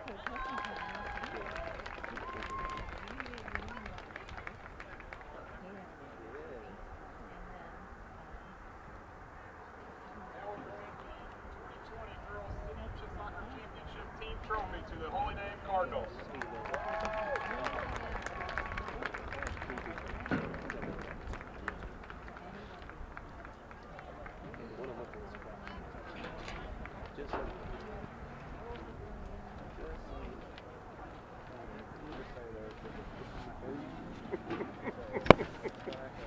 So again, big congratulations to the Holy Name Cardinals, the girls middle school city soccer champs, a 4-1 victory over the South Lady Bulldogs. Let's take a look at scoring in the game, as it was a flurry for Holy Name early. 4:17 into the game. The first goal came from a 7th grader, Bailey Womack. Just a few minutes later, 7:37 in, 8th grader Paisley Lamont made it 2-0 Holy Name. The Lady Cards would make it a 3-0 game. 10:47 into the game, 8th grader Morgan Smith with the goal. South did get a goal 15 minutes into the game from Maddie Harris to make it 3-1, and then a goal late in the first half, 23 minutes and 31 seconds in. Lola Haynes made it a 4-1 game, and no scoring in the second half. That would be the final, with Holy Name beating the South Lady Bulldogs. But again, big congratulations to both teams, and a big thanks to our middle school soccer sponsors here on our video stream. Those include KT Williams Law, Mabry Insurance, River City Pond, and Stinson Brothers Welding. Of course, a big thanks to our high school fall sports sponsors as well, including Evansville Teachers Federal Credit Union, Smith Hart Insurance Agency, Rock House on the River, and Henderson Ford. Our next video stream will come up on Thursday, October 29th. We'll be back with the middle school teams. It'll be the battle for the Colonel's Cup. North football versus South football, the 7th and 8th grade doubleheader. Again, that's coming up on Thursday, October 29th. The following night, we'll be back home with the Colonels, as they'll be taking on Owensboro Senior. That'll be a part of our video stream series as well. And as well as now we know 2 weeks, the next 2 weeks after that, with the November 6th Marshall County on Friday night, and then a week later with the Colonels win last night and Apollo's win over Marshall County. The Colonels' victory gave them a home playoff game guaranteed, so they'll be at home on the 13th for a playoff game. We'll have that for you as part of our video stream series as well here on WSON Radio's Facebook page. Be sure to like, comment, share our videos. That helps us get the word out, and for folks who may not know we're on, they could check out these games even after it's concluded. If maybe you just caught the back end of this girls soccer chain, immediately after this, you can, just a few minutes anyway, you can see this video on our archive on our WSON Facebook page, but also our YouTube channel. Important there. We may have to switch to YouTube at some point in the future with our video streaming, the more and more we do, just to hold all those videos. So if you're on YouTube, be sure to subscribe to the WSON YouTube channel. That'll help us out as well, get the word out. And again, big thanks to our season-long sponsors of Henderson County High School sports: Evansville Teachers Federal Credit Union, Rock House on the River, Smith Hart Insurance Agency, and Henderson Ford. And today in particular, our exclusive soccer middle school sponsors: KT Williams Law, Mabry Insurance, River City Pond, and Stinson Brothers Welding. We'll get back to the guys here for a minute. Wanted to catch up with Benson because he has some play in this game with his sons playing on the North squad, playing together. With that said, Benson, obviously I know you've seen North quite a bit, and got to see South maybe a little bit. Kind of preview this game for us. What do you expect to see today? I think you're going to see. I think you got two teams that are pretty evenly matched. South has, North's got a couple of really outstanding individual players. Their keeper is fantastic. Doesn't make a whole lot of mistakes. Doesn't give up a whole lot of cheap goals. I think he's going to be able to keep the ball at the back of the net. So North's going to have to find something special to get in there. They also got a great center back in Carson Weiss. He does a fantastic job. He just cleans up so much mess for South. Played for the junior varsity team this year under Coach Steele, and really improved. And I think whenever the games I went to, you could see the improvement just from that. And then Cole Branson up top. He's a goal scorer. He's left-footed. He's fast. He's big. He's strong, and he creates a lot of other games that we've had. He's been their guy to hurt us. So, we got to make sure we locate him. North will not we. I say that because I've been pulling. To make sure North needs to make sure that they just locate him and try to limit his ability to get forward. I'm assuming your boys had the soccer on their foot right at birth, correct? Yeah, they played quite a bit. It's pretty funny. Like, it's exciting to get them watching them play. Like the other night when they played a Holy Name, it was fun. Like getting to sit down and watch them be on the field together for the first time ever on Colonel Field. Playing in the middle. One's a 6th grader, one's an 8th grader. Elliot, it's going to be a hard one for me to not be to be unbiased today. I know so many of these kids. I coached a lot of them, but with my two, like I look at Elliot, he was part of that North group that when he was a 6th grader, man, they would get embarrassed in games. And then last year they were competitive and they fought in games, and now this year they got a chance to win stuff. So it's hard on. It's going to be a little bit harder on me to watch that and be a little unbiased. But I'm going to try my very best. I got Ben with me. He's going to he'll hold me in check, and then now Nathan Grace has joined us up top, and he'll make sure that I stay in my lane. But we're, and I think their keys are going to be to try to spread the ball, around and move the ball quick for North. And then, they're going to have to defend as a unit, like I said, with Cole, and just make sure they try to limit his ability. But it'll be interesting to see in this game just how this big field plays out for both teams. Elliot played middle school. Elliot, my son, he was on JV this year as well. And he kind of has an understanding of how big the field is. The North team played here the other night, but it's so much bigger. It's hard to imagine how much bigger this field is than maybe playing at one of the middle school football fields. Well, I have this match set to begin momentarily for the Boys City Championship, North versus South. Again, if you're just joining us, the Holy Name Cardinals, the girls, won the girls championship, beating South 4.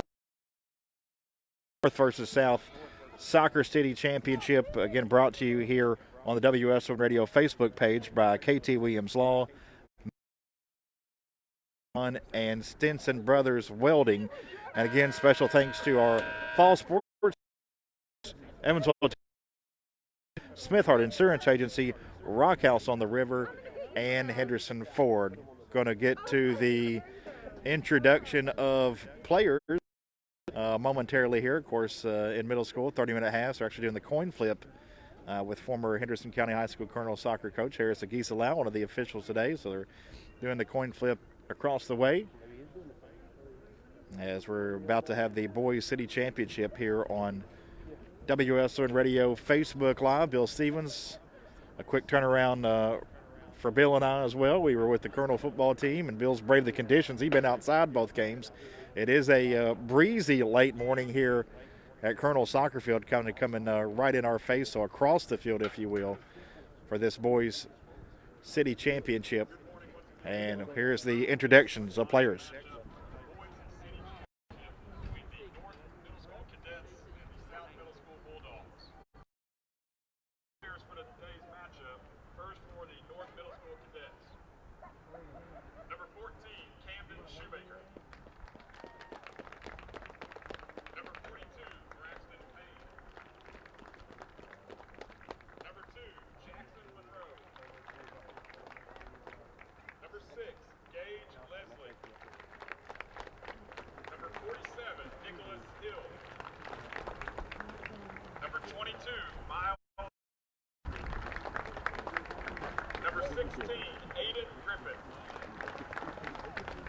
Number 20, Jesse Greenwell.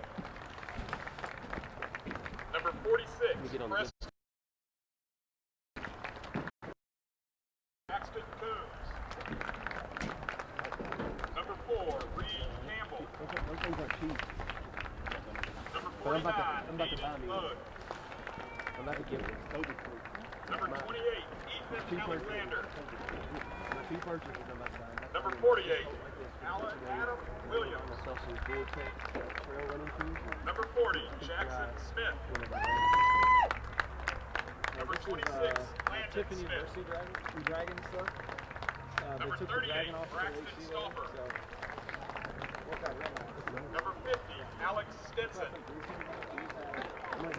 Number 8, Lincoln Black. Number 44, Miles Pryor. Number 10, Elliot Pryor. You wouldn't know fast. Everything's negative. Number 34, Alex Scores 8 goals. Maloney. You played all right. And number 24, Chaz What August. about that one you missed? Now for your South Middle School Bulldogs. Number 50, Parker Zeman. Number 30, Keegan Grace. Number 28, Cole Branson. Number 14, Carson Weiss. Number 12, Cameron Vick. Number 38, Camden Henshaw. That's right. Number 36, Preparation, Angel man. Martinez. That's right. Number 39, Ian Hancock. Number 16, Vander Emerson. Number 18, Nathaniel Gold. Number 8, Cole Lucas. Number 24, Carter Seward. Number 20, Jace Patain. Number 37, Keiston Drennan. Number 34, Warren Ray. Number 10, Warren Grove. Number 32, Ryan Young. Number 2, Ross Plummer. Number 4, Ian Donetta. And number 6, Brady Bailey. Once you get the first couple, it's like the same. I only said about 5 minutes. Again, you're watching the Boys Soccer City Championship, North versus South, here on the WSON Radio Facebook page. Our soccer games today being brought to you by KT Williams Law, Mabry Insurance, River City Pond, and Stinson Brothers Welding. It will be North and South for the Boys City Championship. The Lady Cardinals of Holy Name won the Girls Championship. 4-1 is the final score on that one. It'll be Coach Benson Pryor along with Ben Dempsey on the call the Boys City Championship here on the WSON Radio Facebook page. Thank you very much, Greg. All right, we're about to get kickoff started. Let's look, and we have Middle School headed from left to right on your screen, and South headed. I'm sorry, the other way. North headed right to left on your screen, and then South is headed left to right. North wearing their whites and South wearing their maroons.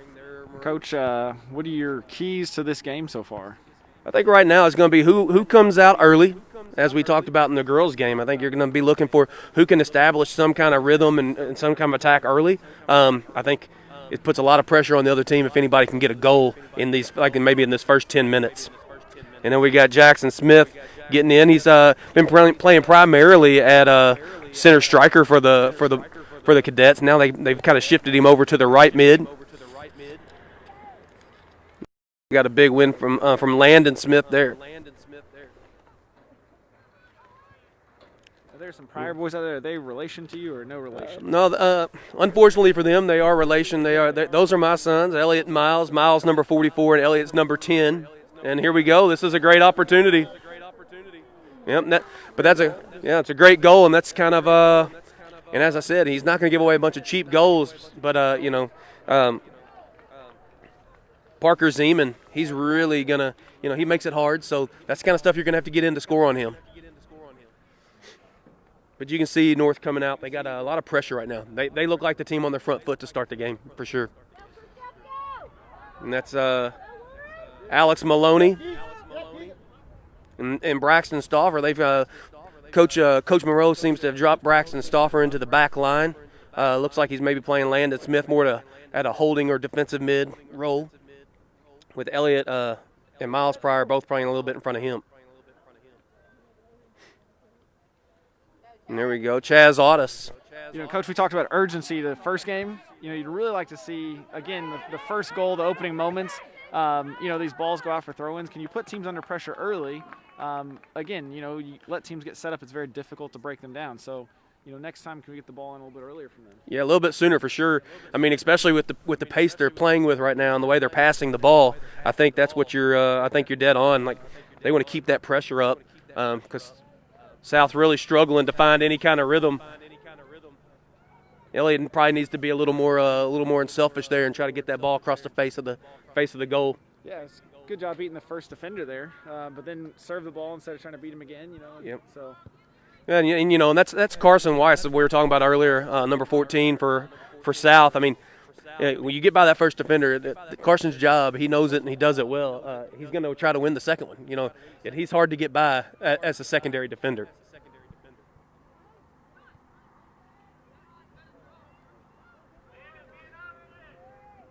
Yeah.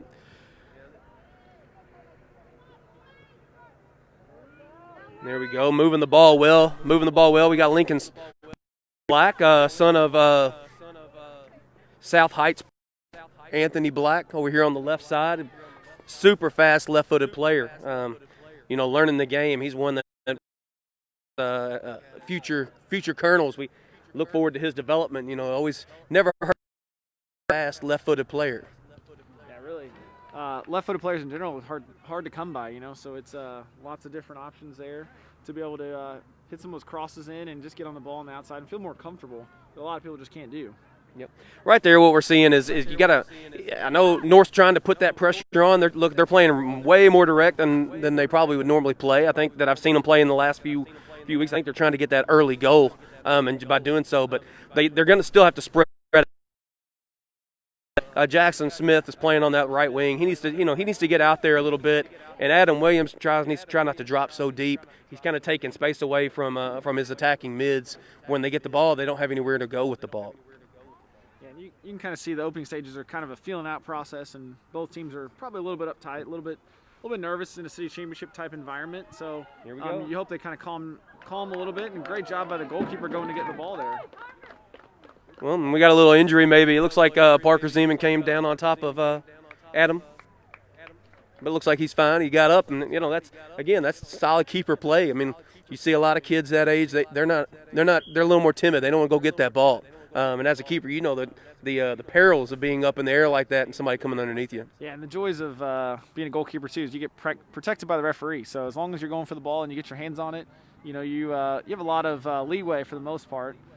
Even though there's contact there, we are considered a contact sport. A little bit of freedom. Obviously, if you don't get any of the ball and you take just the player, it should be a penalty kick. But good job there, being confident, coming out and get the ball. You can see good bit of soccer from both teams right now. Here we got Cameron Vick putting a little pressure on the ball. He's one that came out during the summer and trained with the high school team as much as possible. Like to maybe him put some stuff together for South on this right side to give them a little bit to have to play.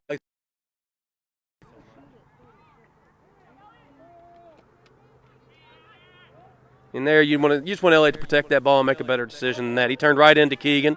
Here's Keegan Grace, son of Nathan Grace, athletic director extraordinaire for Henderson County High School. World-renowned athletic director who might be standing right next to us, so we'll give him a few extra plaudits here. Yeah, absolutely. And then, he was – at 1 year he was elected first-team All-State bus driver. Yeah, I tell you, and also he's semi our boss, so it's kind of, It never hurts to say good things about it. Chaz Otis, he's a really good athlete. One of his moments is at the end of every game. He comes through and he does a flip for the fans at the end of every single game. And it's just that little bit of athleticism, and you can kind of see it. He's got great speed. He's tough as nails. It hurts my body thinking about doing a backflip there. And you'd like to see the keeper come get that ball. You don't want to give Cole Branson that opportunity again. But Ethan, trying to make sure I get all my names right.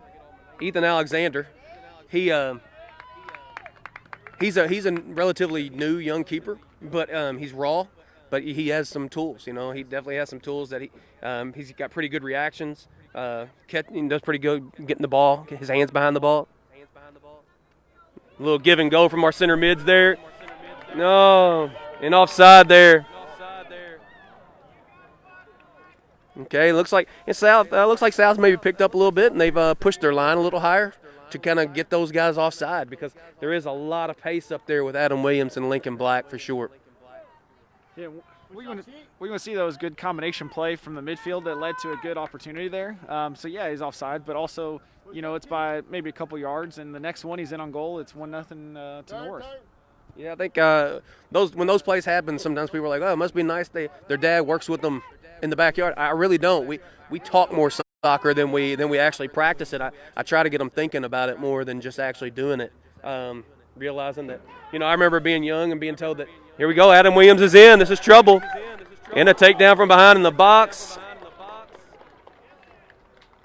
And we're gonna. Looks like Adam Williams earns a penalty. Well, I mean, just that pace, able to get in behind, was in a great spot.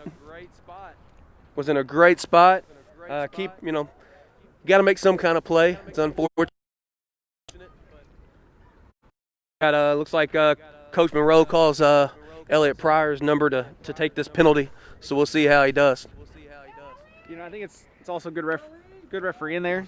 Gives at this level, the kid was definitely trying to play the ball. There's no need for a yellow or red card, especially in a championship game. Let the kid play a little bit. Buried there by Elliot Pryor there. Good finish. 1-0 North. Yeah, that's a well-taken penalty. Now, this is one of those moments where, as a be proud, like he has been working on his ball striking as of late, and especially in those kind of situations. He wants to be the guy who can step up and take penalties for his team. And I thought that was really well struck. So, Adam does a great job of winning the penalty. Elliot does a good job of finishing it. You probably could have put 2 goalkeepers in there, and nobody's going to save that. So that's a really good finish there. And see if they can put. Here we go. Look, here we go. We got the pace, and we got Cole Lucas over here defending him. Cole's been a player we've been working with in our club system and at a youth level for a while. Just continue to look at these guys and be excited to see them continuing to play. Absolutely. You can definitely tell it's a good follow-up too after the goal goes in, getting more pressure right on South right away. Yeah, I think that's going to be cute. I mean, a huge. We talked about that 2-0 going up 2-0 can be dangerous, but at the same time, can they get in and can they make it 2-0? I mean, that makes it that's a big lead to have to climb back from as opposing team who outside of Cole Branson's opportunity really hasn't gotten too much going forward yet. It's like they maybe shifted Cole Branson to the middle, maybe trying to get him on the ball a little bit. He's just he hasn't touched it other than that one opportunity. And I look at the top 3 for the attacking 3 for looks like we got maybe Cole Lucas going down. Looks like maybe he got hit in maybe the wind knocked stomach. Maybe wind knocked out him a little bit. And we're going to have Miles Pryor on the free kick. Going to bring this ball in. But you can see, there's plenty of attacking threat from South going forward between Cole and Warren Grove and Cameron Vick. Eventually those numbers are going to get in. Puts a good ball into the back post. Yep. And see, there's Parker Zeman just making a pretty good save on a tough ball. I mean, close, Well, and a lot of times on those corner kicks, free kicks, whatever, it's not usually the first header that goes in. It's the one that gets knocked down and somebody pokes in. So, kind of keeping those plays alive as the offensive player is really key. And then also defensively still being aware that the ball's still in the box and needs to be cleared. Great save there by the goalkeeper. And, again, we still have a lively game here ahead of us. Yeah, absolutely. I mean, yeah. Now South has a great opportunity to get the ball in on a foul from North. One thing that we were talking about, though, is, one thing I've noticed from both teams. Here we go, a great opportunity. Looks like a corner for South. Here we go. But the willingness to head the ball. When you like right now, I've seen it from both teams, and of course I have seen North play more this year, but I have seen South probably 2 or 3 times at least, and just their willingness to go put their head on the ball, and that's something that you don't really want to have to teach when they get older that, hey, we don't have to play defense if you'll go head the ball. Absolutely. And, really just having the desire to do it. A lot of kids shy away from it. So seeing kids that are willing to do it is great.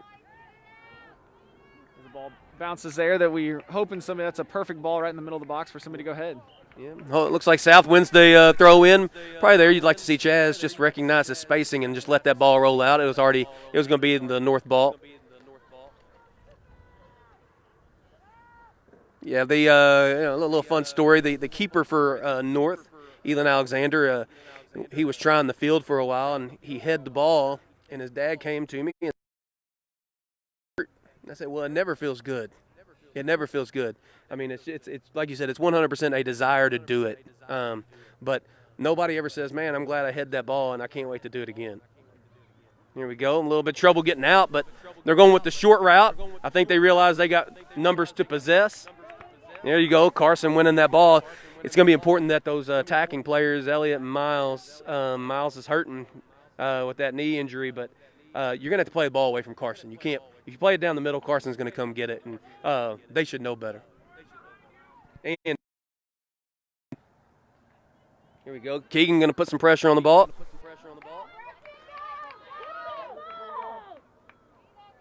Here we go. Again, you'd like to start seeing growing into the game a little bit.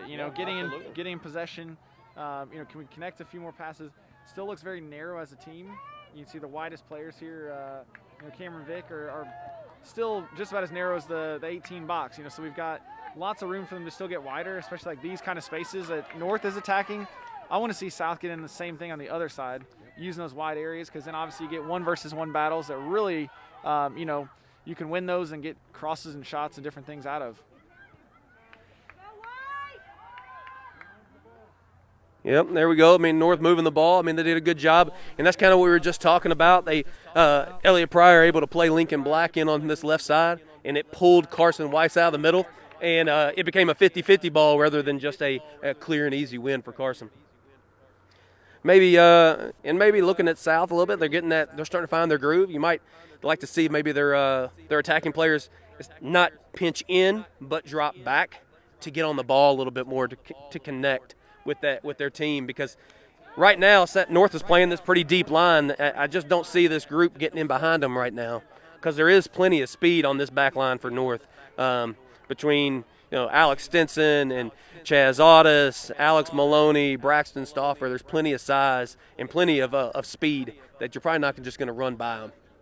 And that's one thing I think North has a great deal of is speed and athleticism this year. That's probably if Cameron Vick's going to struggle here on this side, it's going to be because Chaz is fast and Chaz is athletic and he's a good hard-nosed defender. And now the ball's coming in, all right? So we can see Alex Stinson there, a good one-on-one race to the ball.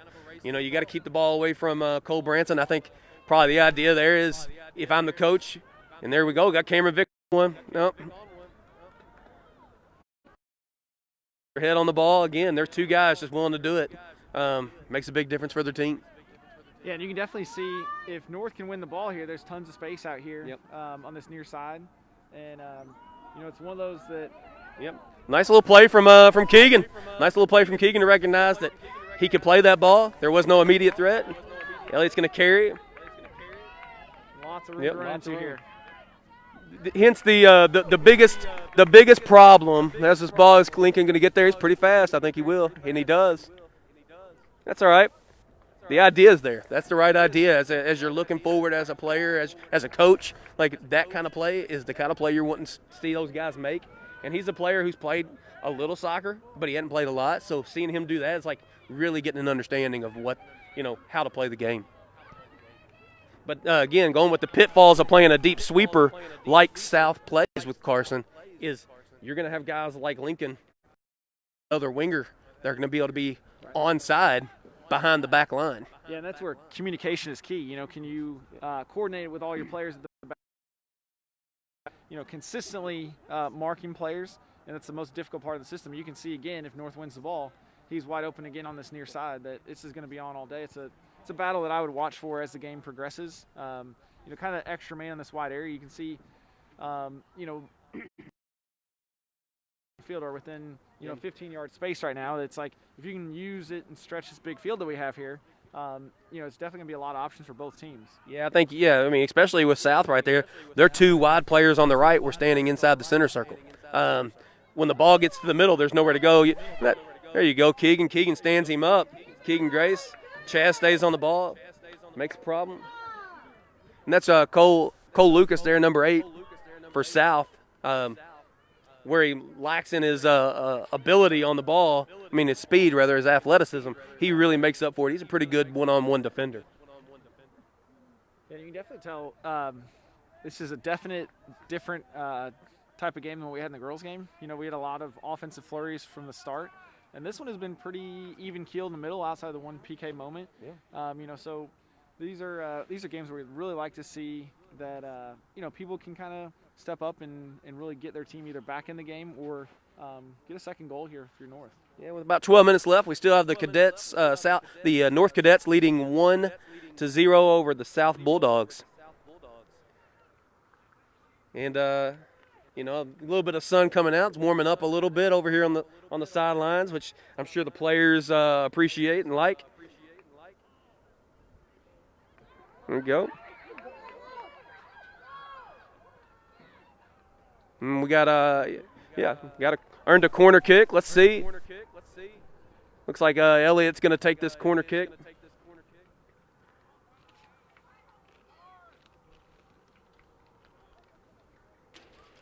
And this probably be a place where we see a little bit of difference in between the boys and the girls game as well. There's unless he plays it short, Elliott's probably going to get the ball into the middle of the field, give his team a chance to put something on frame. And he comes up a little short, of course, but I say that and then he hits like that. Curse of the dad commentator. Yeah, I know, right? If I didn't have this microphone, I tell you what. No, there we go. Yeah, that's a foul. Kind of no play on the ball. Turned his back and just ran into the player. But that's all right. Again, maybe you go quick here. You're down a goal. 10 minutes. You got Cameron was over here unmarked. It's probably the time could you go early. They're going to let Carson come up and take it, serve it in deep. Makes a problem. Well done from Stauffer to sniff that one out. But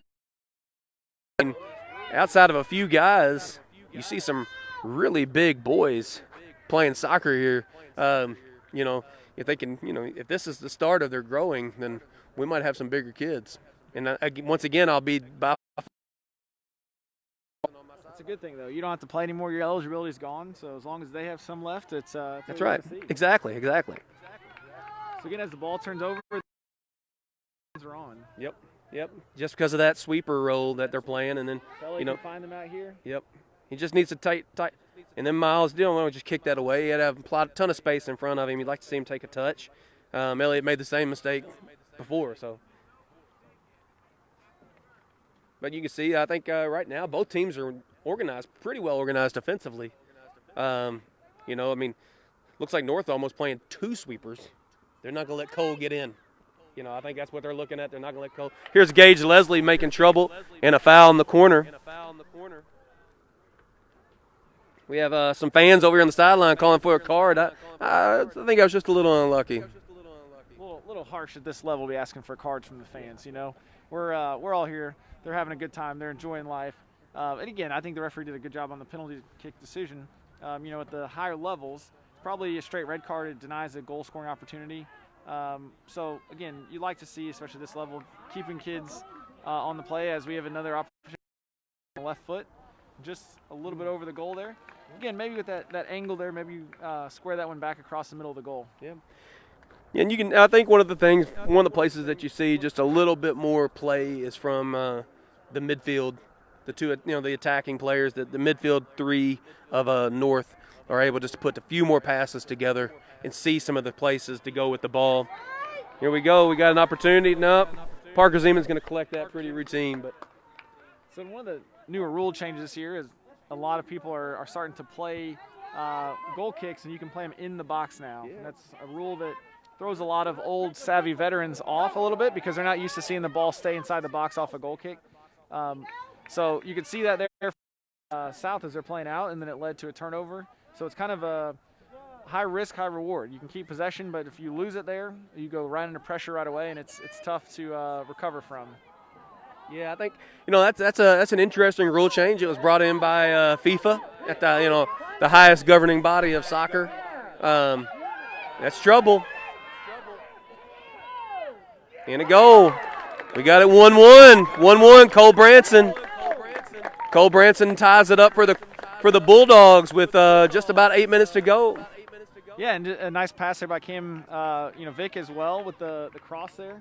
And, just one of those balls, if you're North, you got to really try to clear out and, have some communication from the goalkeeper. But a really good pass and really good finish there from South. Yeah, absolutely. I mean, that's like, Cameron's kind of starting to develop into a player. North goes to just put that pressure back up top, make South play out, but South's doing a pretty good job. Look at their confidence now. Just like we talked about in the girls' game, that one goal can be all the difference in the confidence maker. I think North's defensive, I think their back line needs to be, I was talking about how they looked organized, and now they don't look so organized. They need to get back, regroup, communicate a little bit better. There we go. And you can kind of see maybe a little bit of a difference between an experienced keeper like Parker Zeman and Ethan Alexander, who does a great job, but Parker will come get those balls, whereas Ethan still stands back and kind of, if it doesn't come to him, he's not going to step up and go get it. Absolutely. And that's a great toss-up by the goalkeeper there, and, to get South on the counter. And we got a substitution here. We got Landon Smith on the throw. Pretty good soccer right there, just a simple up and up.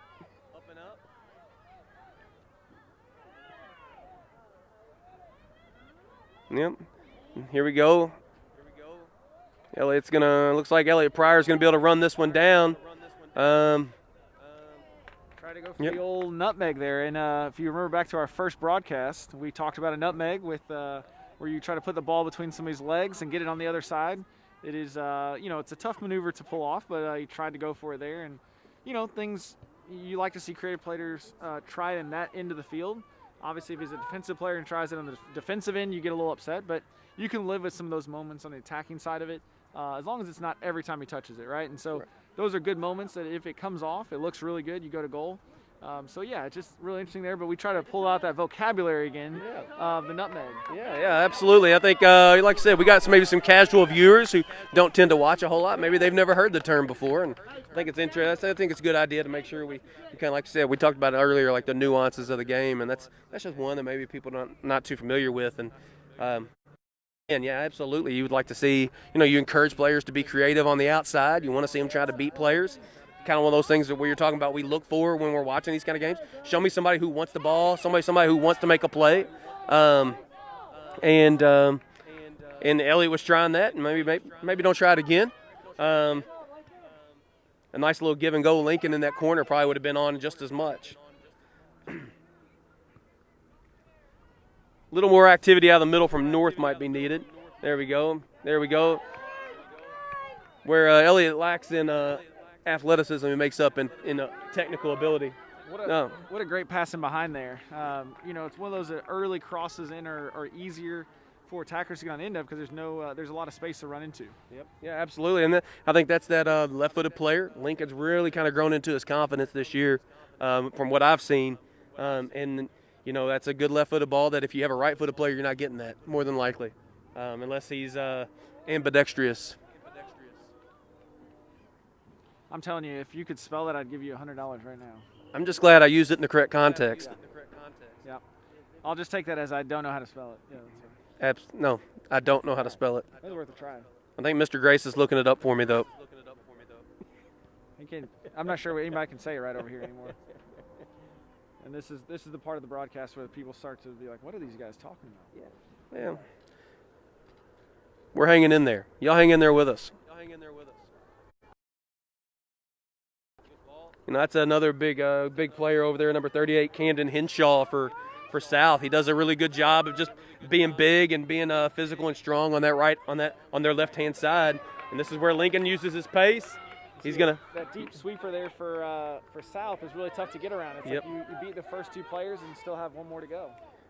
Well, the key is with that deep sweeper is you draw him and then you pass the ball. Yeah, there's Jackson Smith using You know, he's got a really heavy leg. He can really blast a ball, and that's probably one of those things where we're looking at him. You only need him to tee up once, and it can cause a lot of problems. Mm-hmm. But yeah, you on that deep sweeper. They're Lincoln a little bit more experience, a little bit more knowledge, playing the position. Can we draw Carson out? Then can we play back where he came from? And then you're going to find an easy goal because he can't be in both places at once. There we go. Yeah, a little with 3 minutes to go in the game, in the half rather. We got a tie ball game with Bulldogs 1, Cadets 1. Our other regular season meetings ended Cadets 2-0. Bulldogs 2-0 in the first meeting, the seeded game. Regular season game, and then in the second game, the Cadets won 2-1. So I really do think we're in for a shootout today. Maybe not a penalty shootout, but a close one. Yeah, I like that. And again, as a neutral, we're just here today spectating. It's not our teams on the line. It's what you want to see. Kids are, like you said, showcasing what they can do. Lots of good goalkeeping moments, good opportunities for goal scoring. We've seen a PK decision, so lots of different talking points here in the first half. Yeah, and some really good play from goalkeepers. Right now Parker Siemens had a little bit more work to do, but he's done a good job when he's been called on. The penalty, like you said, he probably could have put two of him in there, and Elliott was probably going to get that penalty in. He had it well struck into the corner and high, and that's not his fault. That's not Parker's fault, but he's done a good job when he's been asked to. Here we go, got a good play in. Here we go. I tell you, overall, for the most part, I've been really impressed with the quality of play from both teams. North's been absorbing a lot of pressure, but as you can see, it doesn't matter. They've been taking that pressure, and then they get one good opportunity, and they finished it. Here we go again. They're looking to counter and go fast. Yep. There we go. We got Warren Groves on the ball. He's a sixth grader, but man, he's a tough kid. He's a competitor. He's one that we're going to be looking forward to having come through the high school ranks in the future. But we got a lot of these kids, that we're hoping that we continue to see grow and continue to play here, and then come up to the high school when they're ready. And that's the key is really just and having them enjoy it while they're in middle school, develop some skills along the way, but be eager to learn still more at the high school level. You can see how important Cole Branson is. They had 4 guys on him. Yep, he's strong, left-footed, and when he cut in on that right, you can see him. He wanted to get it back on that left early because he's so left-foot dominant. But that's how good of a player he is. The Cadets sent 4 players to mark him, and with the Cadets get a goal kick. All right, good clearance to get out. Here we go. Here we go. If he can get skipped, Carson does a good job because if he doesn't, nobody's catching Adam Williams once that ball gets in behind. Touch and play him. Now you got to play him. Oh, Oh, tough. But that little switch of speed from Lincoln Black, maybe that threw Carson off a little bit.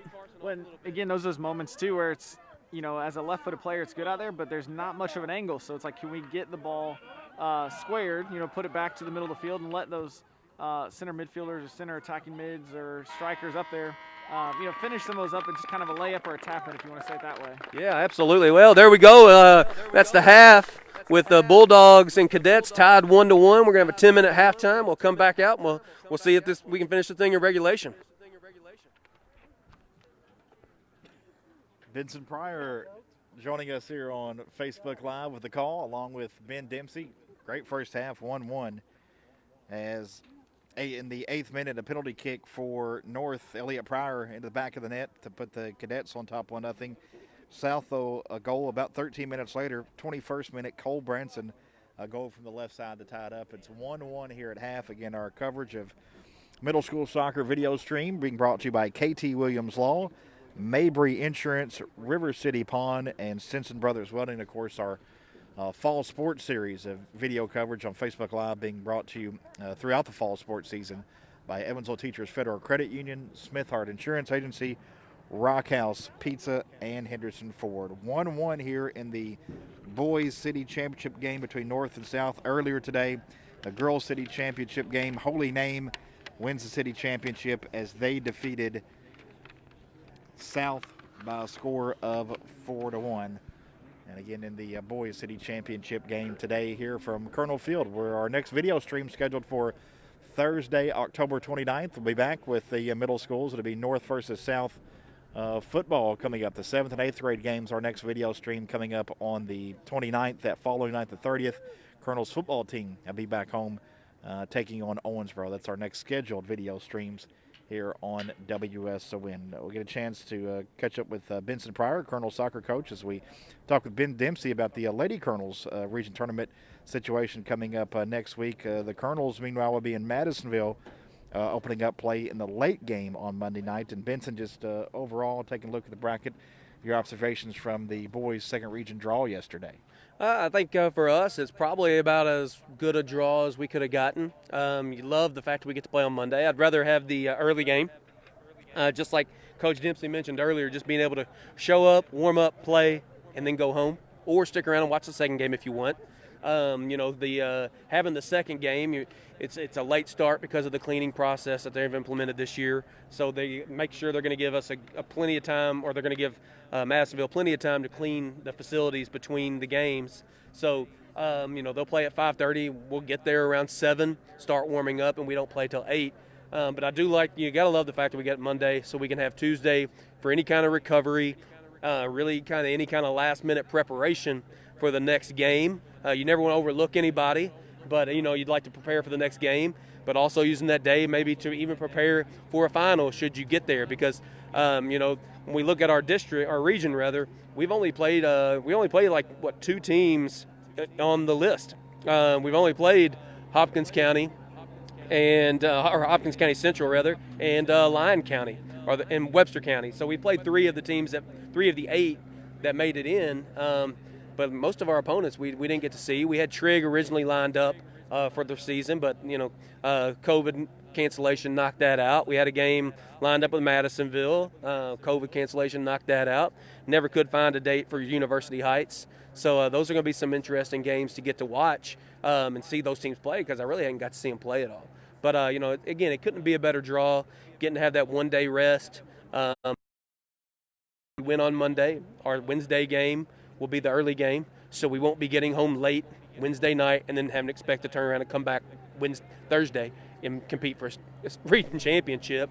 And then also looking at it and being realistic and saying that, if you really probably do expect Madisonville and UHA to win, and those 2 teams have been, they've been tough all year, and you only have to play one of them. You don't have to play 2 of them.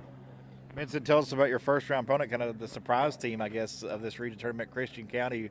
I think you talked the other night. They didn't have a win until they won their district contest, upsetting Hopkinsville. They did. That's a good point. I mean, that's it is kind of a surprise. They didn't have a win. They'd only scored 5 goals, and they hung 3. They won 3-2 over Hopkinsville, who's been a region competitor for so many years. And this is just one of those years we all tend to have them sometimes where we're down. We've had years here where we've had a down year. Luckily for us, we haven't had too many of those, but. Christian County's looking, they came in, they competed, then, they earned their right to be here. So, we better come out. I know this. We talked about it yesterday at practice. We better come out and take them 100% serious, no overlooking them, because yesterday was our last practice unless we play well enough to win, and then we'll come back and we'll have another day and another game. But, I would look for them to probably be a little more defensive against us, maybe not try to open up against us. Try to make sure they get numbers behind the ball to limit our opportunities. In which case, if that happens, we're going to have to be really smart, and we're going to have to be really patient, and we're going to have to be and keep our level head, because sometimes it can get really frustrating playing those kind of games and those kind of teams. Possible matchup against Trigg County, Hopkins County Central. Kind of handicap that game for us. Yeah, that's Hopkins County Central was that was our first game, so that'd be a rematch. We only beat them 2-0. They had opportunities on us. We had a lot of opportunities. The way who does a fantastic job down there, the way he sets his team up to defend is always tough. He has good defenders, especially good central defenders, and he has a good keeper. So, they're going to be able to stay in games. Madisonville is a really good team, and in their district championship, I think they won 5-1, but at halftime it was only 1-0. So, just their willingness and ability to defend at the way they do is really impressive. So that would be a tough game. And then on the other side, and they actually beat Trigg 3-2 in the regular season. But we're looking, if you play Trigg, they got a great goal scorer in Will Jolly. I mean, he's a senior. He may be the all-time leading scorer down there. I'm not for sure. I'd double check that, but I think he might have done that this year. But I mean, that kid he scores and scores and scores. Which looking at our next possible region final opponents would be UHA or Madison. That would actually, if we played Trigg, it'd be like kind of a good warm-up in making sure we shut down one player, because while UHA is very good and all their players are solid, they have a great scorer who may be, he's either 1 or 2 in the state, in Will Bryan, who's also a standout basketball player for UHA. But he's a supreme athlete. He gets the ball, he turns, he dribbles at pace. He causes the defense a ton of problems. If he gets the ball in and around the 18, you can count it's going to be on frame. He's a goal scorer, pure goal scorer. And so maybe Trigg would be a good warm-up for that. But on the flip side, Madisonville's got a kid, Cale Knight, senior, who's got a bunch of goals as well. And now they got other guys with a bunch of goals, but and both teams have a bunch of guys with other goals, but they got one guy who's getting most of their goals. So it would almost be a good warm-up for that. That's going to be an interesting game to watch, that Trigg Hopkins County Central game. And then the next game, like I said, you would assume Madisonville and UHA would go through. And man, that's going to be a great one to have to watch. And and again, and as a coach, you look at it and you say, man, we get to play early, we can watch them play, and then one of them's going to have to beat the other one. And then hopefully we'll catch somebody maybe tired, maybe a little sore, maybe a little excited from the win the night before. And maybe the goal will be then at that point to come out early and really put a ton of pressure on those teams and make them have to defend us. Best of luck next week, Benson. I appreciate it, Greg. Thank you very much. Benson Pryor, head coach of the Henderson County High School boys soccer team. Again, the Colonels open up in the late game, 8 o'clock against Christian County at Madisonville. Trigg County and Hopkins County Central meet in the opening game, so the Colonels would get the winner of Trigg and Hopkins County Central if they get by Christian County.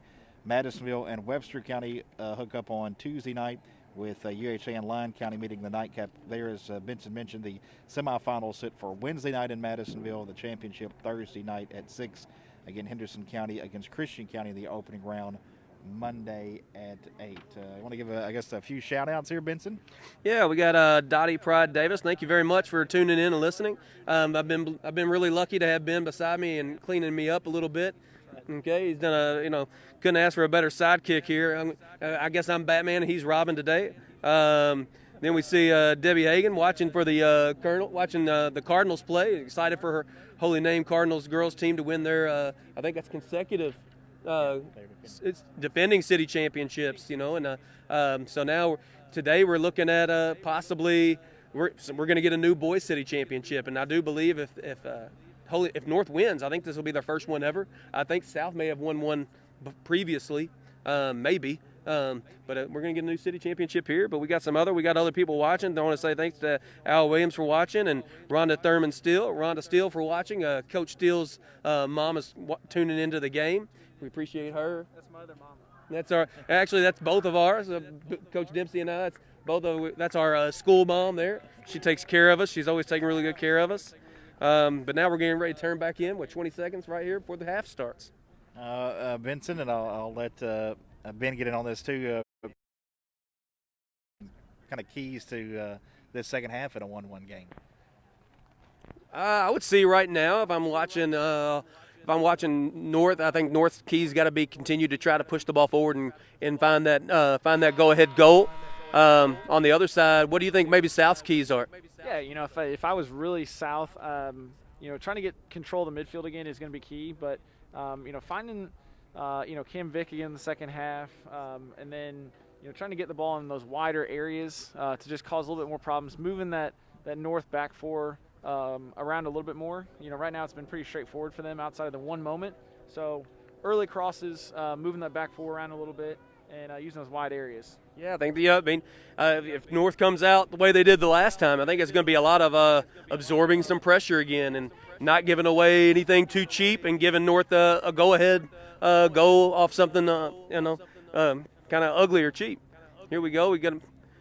There we go. There's that deep sweeper doing his job, just cleaning the ball up. I mean, can't say enough about that. Here we go. Oh, ball in. Oh, just a little bit out of the reach. But look at this, Lincoln Black. Great opportunity. Oh, man, to the near post. Again, that's something we talked about in the first half. This is something as the coaching side of it is, he's had 3 or 4 really brilliant runs. Lincoln Black has on that left side. Can he get a few more of those crosses versus shots? We talk a lot with our kids about the shot cross. Sometimes you don't know if it's a shot or a cross. If I were him, I'd really try to make sure that those balls get driven across the box to give my teammates a really good chance. Yeah, and again, I think maybe there's a lack of just game time and experience. I think that's something that'll come to him over in the next couple years as he's only a 7th grader. But here we got South, Cole Branson on a corner kick. And they better get on the ball. Okay, not a whole lot there, but Elliott does just enough to get it to Braxton Stauffer.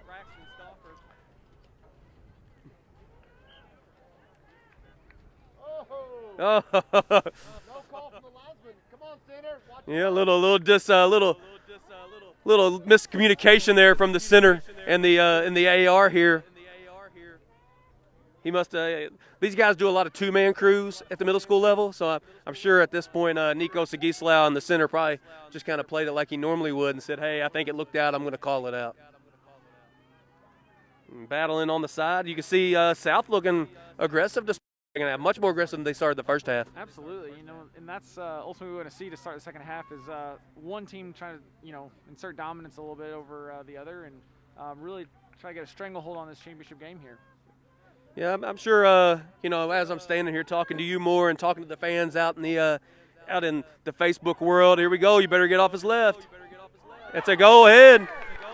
Once he gets to his left foot, he's dangerous. They go ahead 2-1.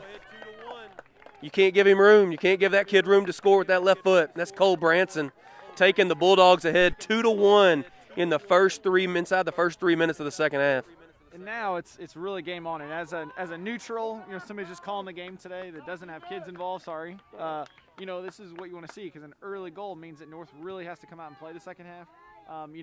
It's going to really open up as the game goes on. I think as the next few minutes are going to tell, it's really game on from here. You can even feel kind of with the fans and the players and everybody now, it's just livened up. That second goal, for South, kind of injected a little bit of life into both sides here. Well, see, right now I'm looking at what I see from North right now is the players dropping into space that they don't need to drop into. They can't pass the ball out.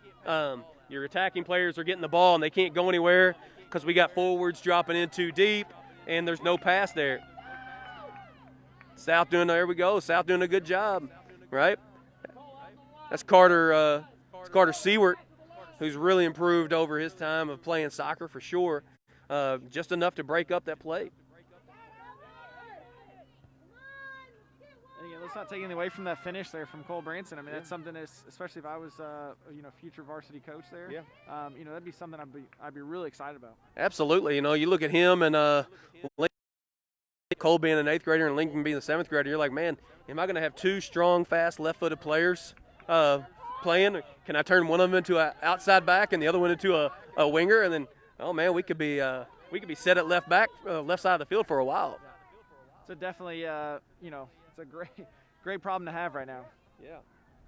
Yeah, that would be huge to have 2 left-footed players on the field on the team and on the field at the same time. One year I had like 8. It's most I've ever had, which is, as you were talking about, it's hard to find those left-footed players, and I had 8 on one team. Right now, I think right now what you're seeing from North is a little bit of pressing. They're trying to press that ball through, and it's like it's not necessary. Why don't they just get the ball back down and pass? Well, you can see with North as well, they're getting very disconnected. So we've got 5 defenders here and 5 attackers there. There's not a whole lot of midfield build-up, midfield play. I think they're trying to get that goal back and then even get the game-winning goal right away. So it's kind of, you want to see a little bit more passing out of North, and you can see the midfield is pretty much wide open at this point.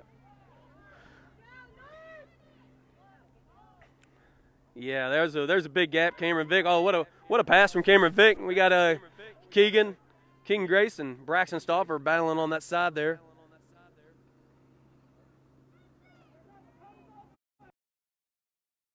Right now, they got the speed in Adam Williams, and he's dropping so deep that he's almost taking it away. He's almost taking that away. He needs to get in that pocket between the center back and between Carson and Carter Seward there, number 24. He needs to be in that pocket between them and make them either make one of them drop back and take the sweeper away. There we go. There we go. If Ethan gets his hands on the ball, chance to distribute. And there's that wind a little bit. Yeah, it kind of sneaks up on you the wrong moments, and it's Go, Cole. Go, Cole. definitely one of those as the ball Yeah. is gets up in the air, and you don't really know where those are going to end up sometimes. Yep. Here we go. Here we go. Now there's Braxton Stauffer, who's also the brother of Jackson Stauffer, who plays varsity soccer this year, and his older brother Jacob Stauffer was a 4-year player for me, and went on to play college soccer at Kentucky, Hanover College and Kentucky Wesleyan. Here we go. This could be something. Oh, right in the head there, and then maybe get a little bit deeper. Get a little bit deeper there. There you go. Oh man. I think from North's point of view, I think they've gotten in really good areas the entire game. I think the problem's been that final pass, the final shot, the final ball, really just ending up in the right spots. Yeah, and that's if you go back, if you're able to watch them all season, that's been a little bit of the problem the entire time. Is they were able to get to these points like you're seeing today, and when it's time to make the final pass or even the final shot, it's just not there. And some of that has to do with positioning. I think they want to draw themselves out of position because they want to get on the ball, like we talked about with the girls' game. Like everybody wants to get their touches, and it's like you don't need touches. You need to, like right there, Elliott had a ton of space, and he's shooting from 35 yards out with his left foot. Probably not it. I think Dad's allowed to say that. So, yeah, it's one of those things. Definitely take your space and get yourself in a better situation there. And there we go. We're going to get an opportunity to defend, win the ball back. Okay. See, what we'd like to maybe see here from North is what we'd like to see from North here is on these goal kicks, maybe squeeze one side of the field. They're kind of spread out, still trying to attack and do some other stuff. And in North, South's getting the ball on almost all their goal kicks right now.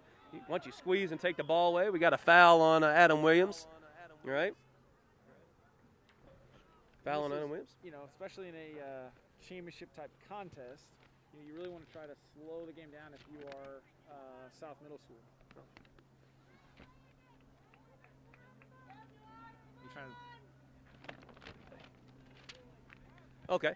All right. With we're 22 minutes left in the second half, the Bulldogs still maintain a 2-1 edge over the Cadets. Here we go. Great ball from Chaz Otis. We got a foot race. No, it looks like a goal kick given to the South Bulldogs.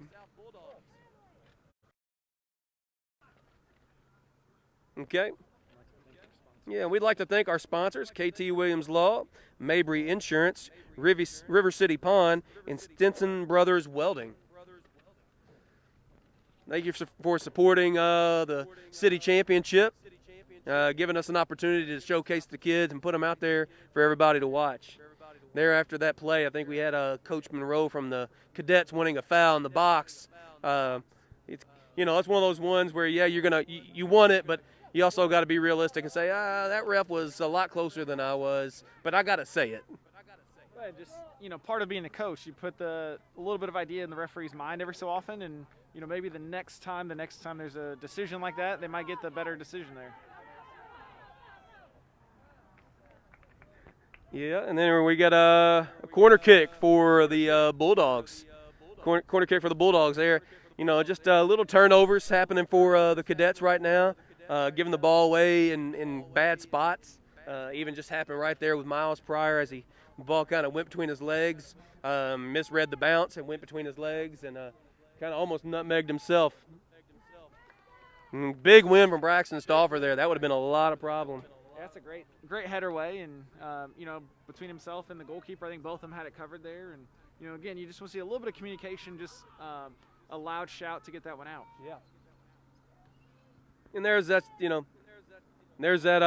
And I think a little bit of the wind playing in on some of these balls. Quick counter. Yeah, quick counter. This could be on if he plays it. Yeah, we got a foul coming out and advantage. I mean, you could have definitely played advantage there, but it's unfortunate. You got to play it quick. This is one you want to play quick. As we harped on the first game when you're trailing. You got Miles Pryor. Oh no. in a city championship type game, you want to get the ball back and play as quick as possible, especially when you're trailing. And so Elliot Pryor's getting on the ball here and see if he can create something. And no near post run. Somebody's got to try to cut in front of that and give him something. Maybe Elliot not sell into crossing the ball so early. Maybe see if he can get a little bit more in, maybe a little bit more down toward the line. You got.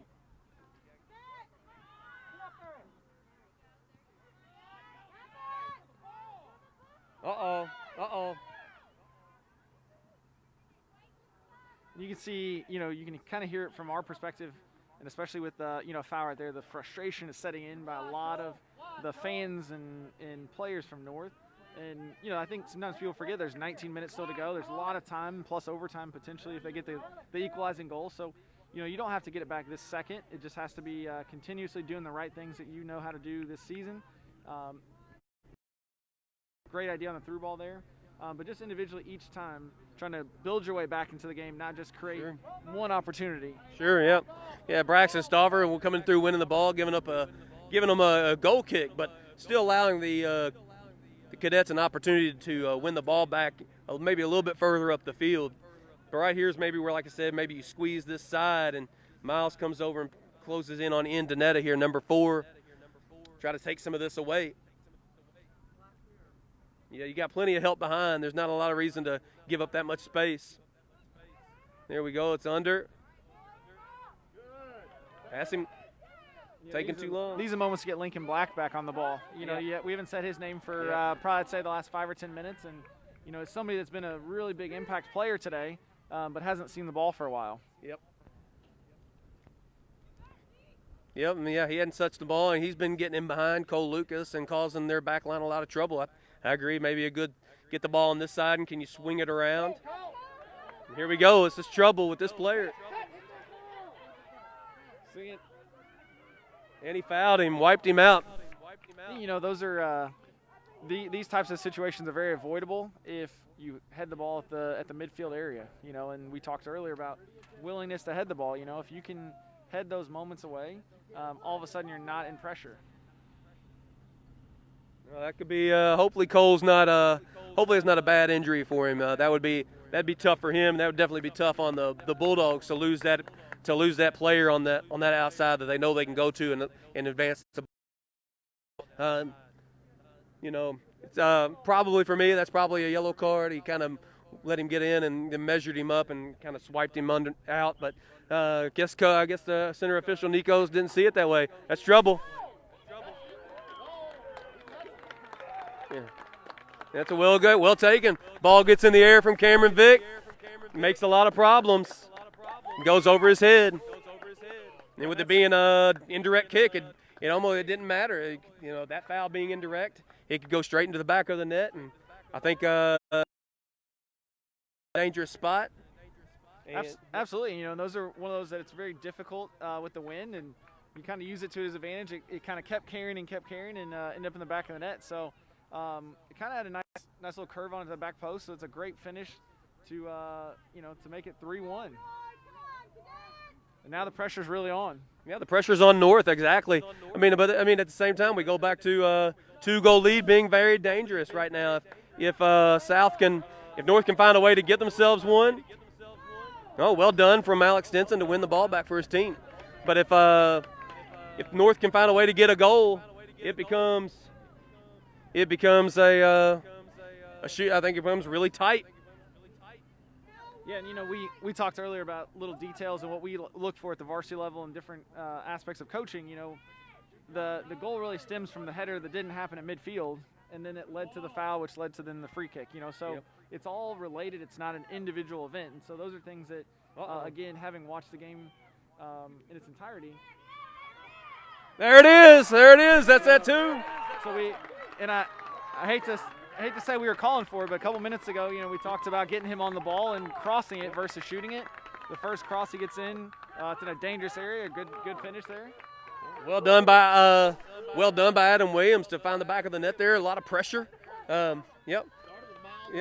Yeah, a little bit of combination play from the midfield leads to a switch to find Lincoln Black on the other side. And instead of trying to dribble in and cross it, he hits kind of that early first time ball. catches South really not ready to play, and Adam Williams does a great job banging it in. We got a game to finish this last 15 minutes as the Bulldogs lead 3-2 over the Cadets with just under 16 minutes left in the half. Well, and, what a good play from Lincoln Black. I think he's learned as the game has gone on, which is what you want to see out of young players. Yep. He's had a lot of opportunities tonight or this morning, whatever, and all of a sudden now you have a situation where you got the cross and led to a goal. Yep. Yeah, I mean, if I'm North, that's kind of I might have to run that well dry over there and just go through them as much as I can, because they're definitely getting in behind on that left side more than this right. And as South is back on the attack again, these are moments now that there's you can see there's lots of energy in the stands, and the players are very energetic at this point. So now it's getting back to basics. Can you find passes? Can you execute when you're under pressure? Maybe here now might be an opportunity for North maybe to make a little shift. Maybe put Adam Williams out here on this right. Maybe move Jackson Smith to the middle. Try to get some pressure on both sides of the wings where Carson Weiss can't play both of them. Ethan Alexander's going to collect that one nice and easy. Okay. Elliott's going to get on the ball. He gets his head up, makes the pass. Look, keep his dribble alive. No. Trying to dribble through 4 players there. You could kind of hear in coach's voice here. If you distribute that out wide and get it back again, your job is a little bit easier. Yeah, well, just like Miles just did. Miles got the ball and realized, hey, I can't go from here. I'm going to send the ball. Oh, looks like we're going to get a throw in. Yep, deep throw in for the Cadets. Love the effort down here by the referee to stop the ball before it gets too far away. I mean, the agility's still there. Well, it's good that he's already done one game because he might have pulled something if it was the first game. Get on it. You got to work hard. Uh-oh. Oh, ref. Aldo's whistle on that one. I'm going to play a little bias on that one. Looked like he got cleaned out. No, that was a good defensive play from all the kids. You continue to see Lincoln Black's causing a ton of trouble for this back group. Looks like a corner kick for the Cadets. Again, with 13 minutes to go, you still have plenty of time to get on the end of a couple of these, so definitely not panic mode yet. No, absolutely not. Cadets could easily tie this thing up and take the lead, increase the lead to 2. There's a lot of time for a lot of things to happen, especially the way both teams are getting forward. But right now, with Cole Branson being on the sideline, it's going to be difficult for the Bulldogs to get out. These are moments too. Now North just has one defender back, so a turnover here could be costly if they. Oh, wait, hang on to it. That was almost dangerous. That's almost dangerous. You see a good ball in, and that's what we talk about. Sometimes you just got to get that ball in, make a problem out of it. Let that keeper make a mistake, let a defender make a mistake, maybe score on themselves, catch a good break. Here we go. Jackson Smith using his body well to shield. Look at that play out. You got a fast player. That's good. He kept the ball in play and earned another throw in. That's a good play. Now you can see North really building some confidence and momentum here. Yep. Let's see, is that Cole Branson looking? No, it's not Cole Branson looking to check back in. I hope he's not done for the game for the Bulldogs. No, not first time. I don't know if you really need to hit that ball first time. Here we go. We got substitutions for both teams. With under 12 to go, we still got the Bulldogs leading in the city championship. Nate Gold checking into the game, number 18. Okay. I'm going to thank our sponsors again, KT Williams Law, Mabry Insurance, River City Pawn, and Stinson's Brother Welding. Okay, a little bit of pressure causes a turnover. And that's get the team to pass the ball out of bounds, they give it back to you. If he can get it over, that's trouble.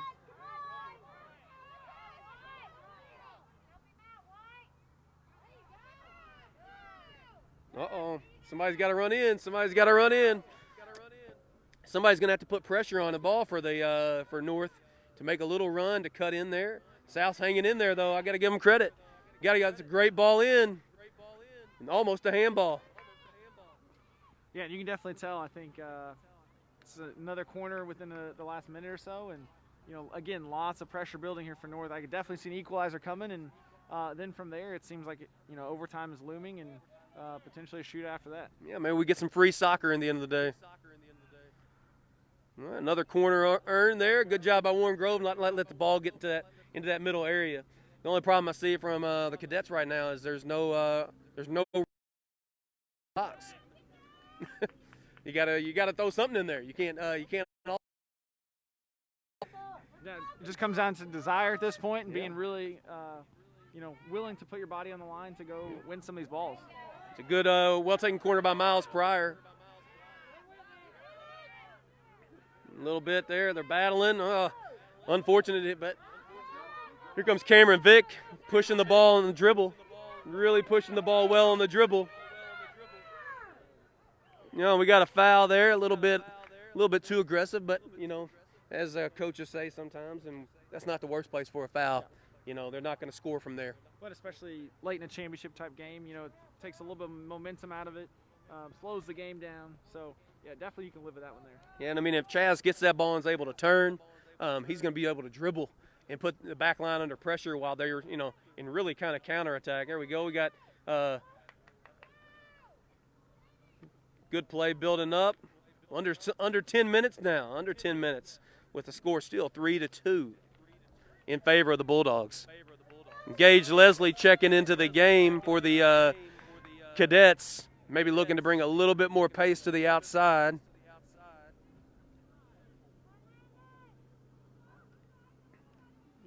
Got to serve it.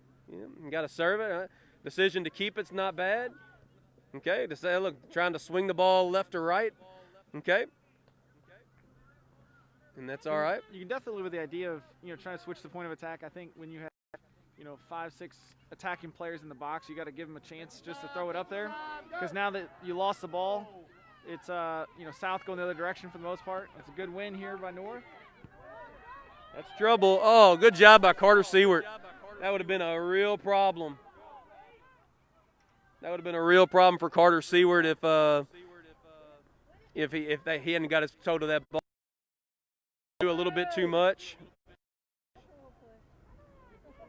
He's forcing a little bit too much on his dribble. Maybe needs to move the ball in the pass a little bit more. Here we go. Play it to him. Play it to him.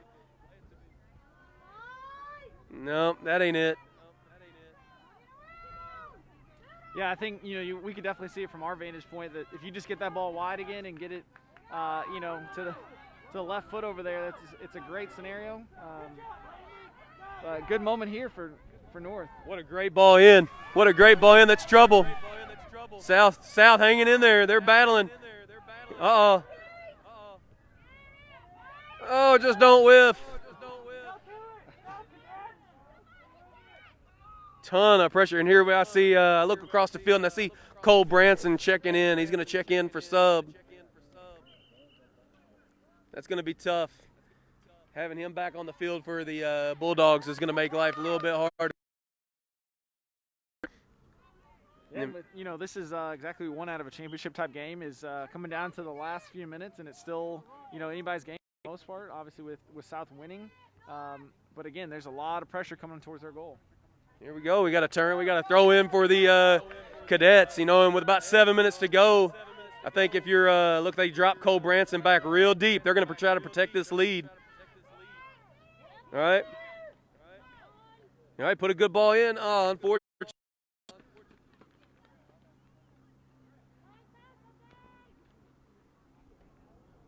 And then so we got a goal kick coming out. And I can tell you as a boys high school coach, this is really great to see. A lot of kids that I think we'll be seeing come through the Colonel pipeline. Part of the reason why several years back, along with Clay Boland, we decided we really needed to get middle school soccer started. Yep. Nate puts the ball under a little bit of pressure and causes a clearance out of bounds. But yeah, we decided a long time ago we needed to do middle school soccer. give these kids a place to play, give them an opportunity to start to play. And one thing we've learned is over the years is we've picked up a lot of kids who weren't soccer players until they got to middle school. Right, and you miss out on a lot of different athletes that might go by the wayside if they don't have a chance to play club soccer, which is kind of expensive. There we go. Yeah. And this is a free opportunity to play. This is a free opportunity to play. And to represent your school, too. Yep. It's the best. Oh, and that's that big win. Good job from Carter. Good job from Carter Seward. He's been rock solid back there. That ball is going to get out of bounds. White's going to have to hurry with 5 minutes to go. Now every second matters. Yeah, so 3-2 game, 5 minutes to go. It's livening up again here at Colonel Field. Good bit of skill there from Stauffer. And then here we go. We got Gage Leslie putting pressure on the back of Henshaw. We got a deep throw in. Got a deep throw from Henshaw. Oh, carry. Now you stopped. You lose the ball and stop. That's one of those things as coaches you really want to coach your guys to do. Like, you lost it. Why don't you try to go get it back? Especially in a 5 minutes, less than 5 minutes to go in a 3-2 game in a championship game. Okay, we got Landon Smith, who's played an excellent game for the. Keep it out. There we go. Wide, Yep. wide. There we go. There we go. Miles hooking up with him. There we go. Cole Lucas might look back at a moment like that and say that's a game saver. There we go. Oh! Did that hit the post and come back to him, or? No, he juggled with his hands. I thought it hit the post and came back to him. I was like, no, that's what you call luck. Iron kind. No, little bit too much, but they need to get a quick restart. With 4 minutes to go, you could you could cut the tension with a knife. Oh, yes. Cut it there. Here we go, Landon Smith. Yeah, and again, just from a neutral's perspective, from our vantage point, what a perfect game. 3-2, still up for grabs for the most part. Yeah. Better put pressure on it. Don't slow down. Use your head. All right. All right. I would say with 3.5 minutes left, this might be the last sub. I don't know. I think I'd just ride out whatever I got. Any other is just going to kill your time. For North, that is. If I'm South, I'm looking at maybe making some subs. That's trouble. It's trouble. That's trouble. He's speedy. Oh, man. We have 3 minutes to go. Yeah. You want to really pack this into the box or into the field and just kind of keep people there. You got to win it now. Yeah, if I'm North, I take all these people and I push them all up. There's no reason to be back here. You're not getting scored on a goal kick. They haven't gotten it past. They haven't got to the top of the circle yet. I'd push that line up and really try to cram it. Here we go. Oh, man. That's one of those unlucky balls. If it just goes any direction towards goal, it might be a problem. And, you have to give the goalkeeper credit, too. He's sprinting to every ball. In 2 minutes to go in a championship game, I'd maybe, slowly jog or walk to those balls. If you were a professional, you might catch a cramp right now. Yeah. Need somebody to come spray the magic spray on you. Handball and South. All right. 2 minutes to go. 2 minutes to go. Take a deep breath, Miles. Take a deep breath. If he can definitely get it there. But it's a good ball in. It's a good ball in. No, you can't really jog there. You got to sprint to that ball. Pretty good first touch there. Yep. Corner kick? No. Looks like we're going out for a goal kick with 1.5 minutes. We got under 2 minutes. The Bulldogs still leading 3-2 over the Cadets in the 2020 Boys City Championship. Yeah, and again, what a perfect day, right? We got lots of good soccer from the girls and boys side, and we're still right here with about 1.5 minutes to play. It's not the best clearance. That's trouble. That could be trouble. Oh, what a great win by Endonetta. Just enough. Just enough. Ball still in play, still alive here. We'll go win that one. You got to win that one. Here we go. Landon Smith. Oh, yeah, look at Landon showing up. Yep, look, he's going to cut back in front. We're still in. That ball's going to check. That ball's going to check.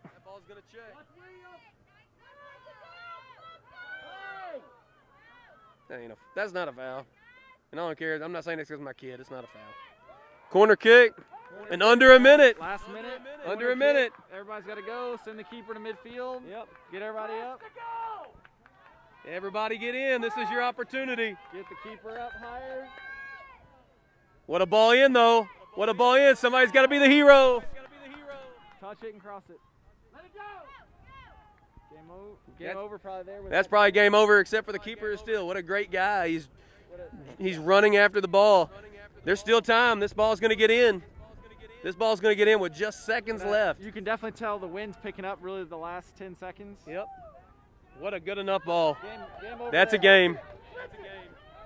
You better, with 10, 9, 8, 7, 6, 5, 4, 3, 2, 1. And that's it. Ball game. South Bulldogs win the 2020 City Cup 3-2 over the North Cadets. What a well-played game. Both games were exciting from start to finish. Both games were fun to watch. We had beautiful weather. Want to thank Henderson County Schools for letting the middle schools host, letting the middle school teams play here today. And we definitely want to reach out and thank our sponsors one more time. KT Williams Law, Mabry Insurance, River City Pond, and Stinson's Brother Welding for sponsoring this event and sponsoring these teams and this live feed so that our fans unable to make it today could watch. Hope you all enjoyed it as much as we did. The wind's picking up. I'm watching corner flags fly off and fly around. Nathan Grace almost flew over the back of the bleachers here. It's been a live one. Coach Dempsey, anything you want to say going out? Yeah, just you definitely can see after a full day of soccer with the girls and boys teams both, the future is bright for Henderson County Colonels. It's what a great showing all day today. The fans are into it, the kids are into it, and both really good games. I know the first one is 4-1, but really all the way through you can see a lot of excitement, not just from the kids, but also the parents. And, again, it's been a very difficult year for a lot of people, so some energy in the stands has really been fun to see.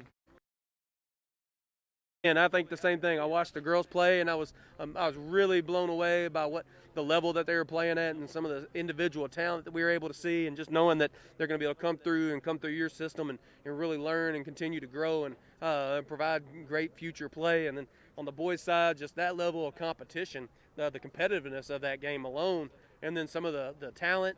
And you could see from Coach Heffington at South, he coached his team to do what they were going to do, and they did a great job. They got a couple really good goals from Cole Branson and the game winner from Cameron Vick. Well done. Put it to the corner. Made it trouble. I mean, sometimes that's all you got to do. And then on the north side, just seeing some good play and some good team soccer as Coach Monroe kind of coached them to move that ball. I know they're better thinking that this was going to be their year to have a great chance to win it, but hats off to South and the Bulldogs and Coach Heffington and their players for just doing some great stuff. But now we're going to pass out some medals and the trophy. Number 50, Parker Beeman.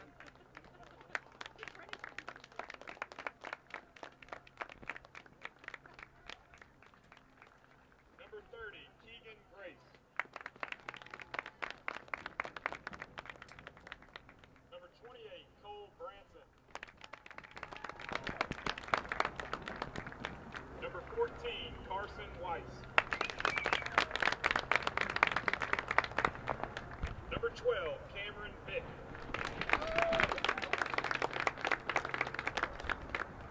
Number 38, Camden Henshaw.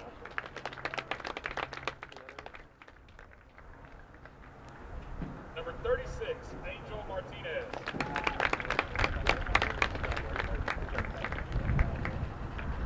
Number 39, Ian Hancock.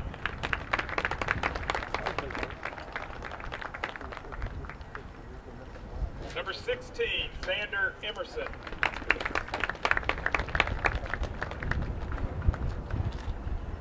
Number 18, Nathaniel Gold. Number 8, Cole Lucas. Number 24, Carter Seward. 20, Jace Retain. Number 37, Keaton Drennan. Number 34, Warren Ray.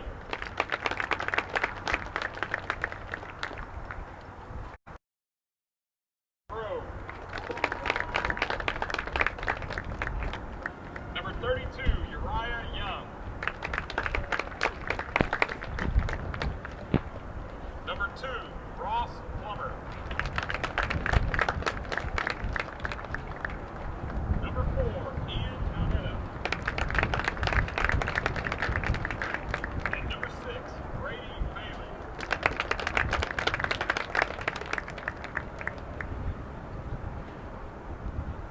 And now our team trophy to your 2020 Boys City Soccer champion South Middle School Bulldogs.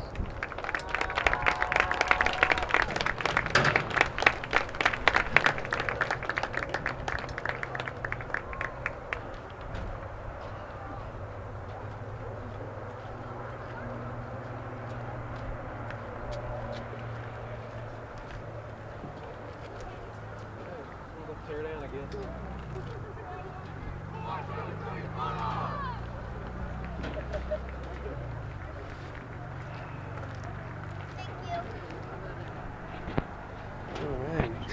Thanks again to all of our viewers who tuned in for the first and second games. Those of you tuned in for both games. Again, want to thank our sponsors, KT Williams Law, River City Pawn, Stinson Brothers Welding, and Mabry Insurance for this live feed, supporting this live feed. Want to thank Henderson County High School for hosting the city championship today.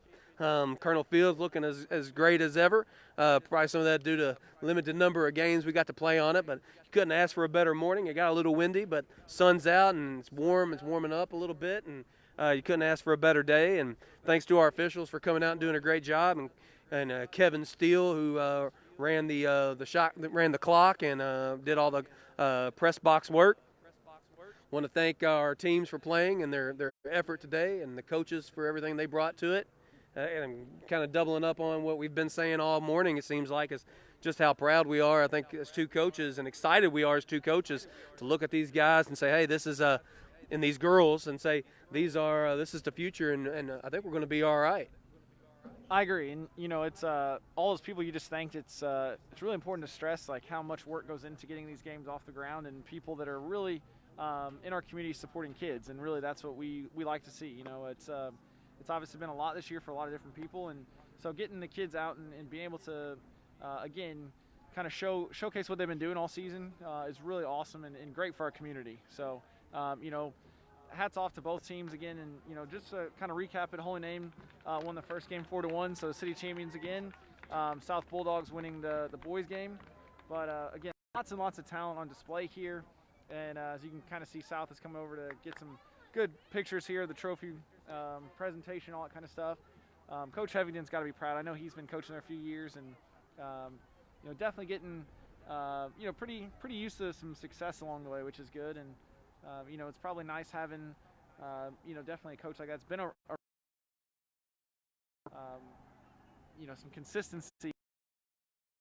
Yeah, well, and kind of speaking on Coach Hevington and Coach Monroe from North, both they've both been around for a little bit. But I tell you one thing, they'll both be the first to admit they weren't big soccer guys. They kind of just came in and took the job a little bit, and I've had the pleasure of like getting to work with them, and they bounce. They're so willing to bounce ideas off of me and ask for advice, and sometimes you don't get that with coaches. They want to. And we all want to know how to do this, and nobody needs to tell me nothing. But these guys are really showing. All right. Guys are really showing up and doing that.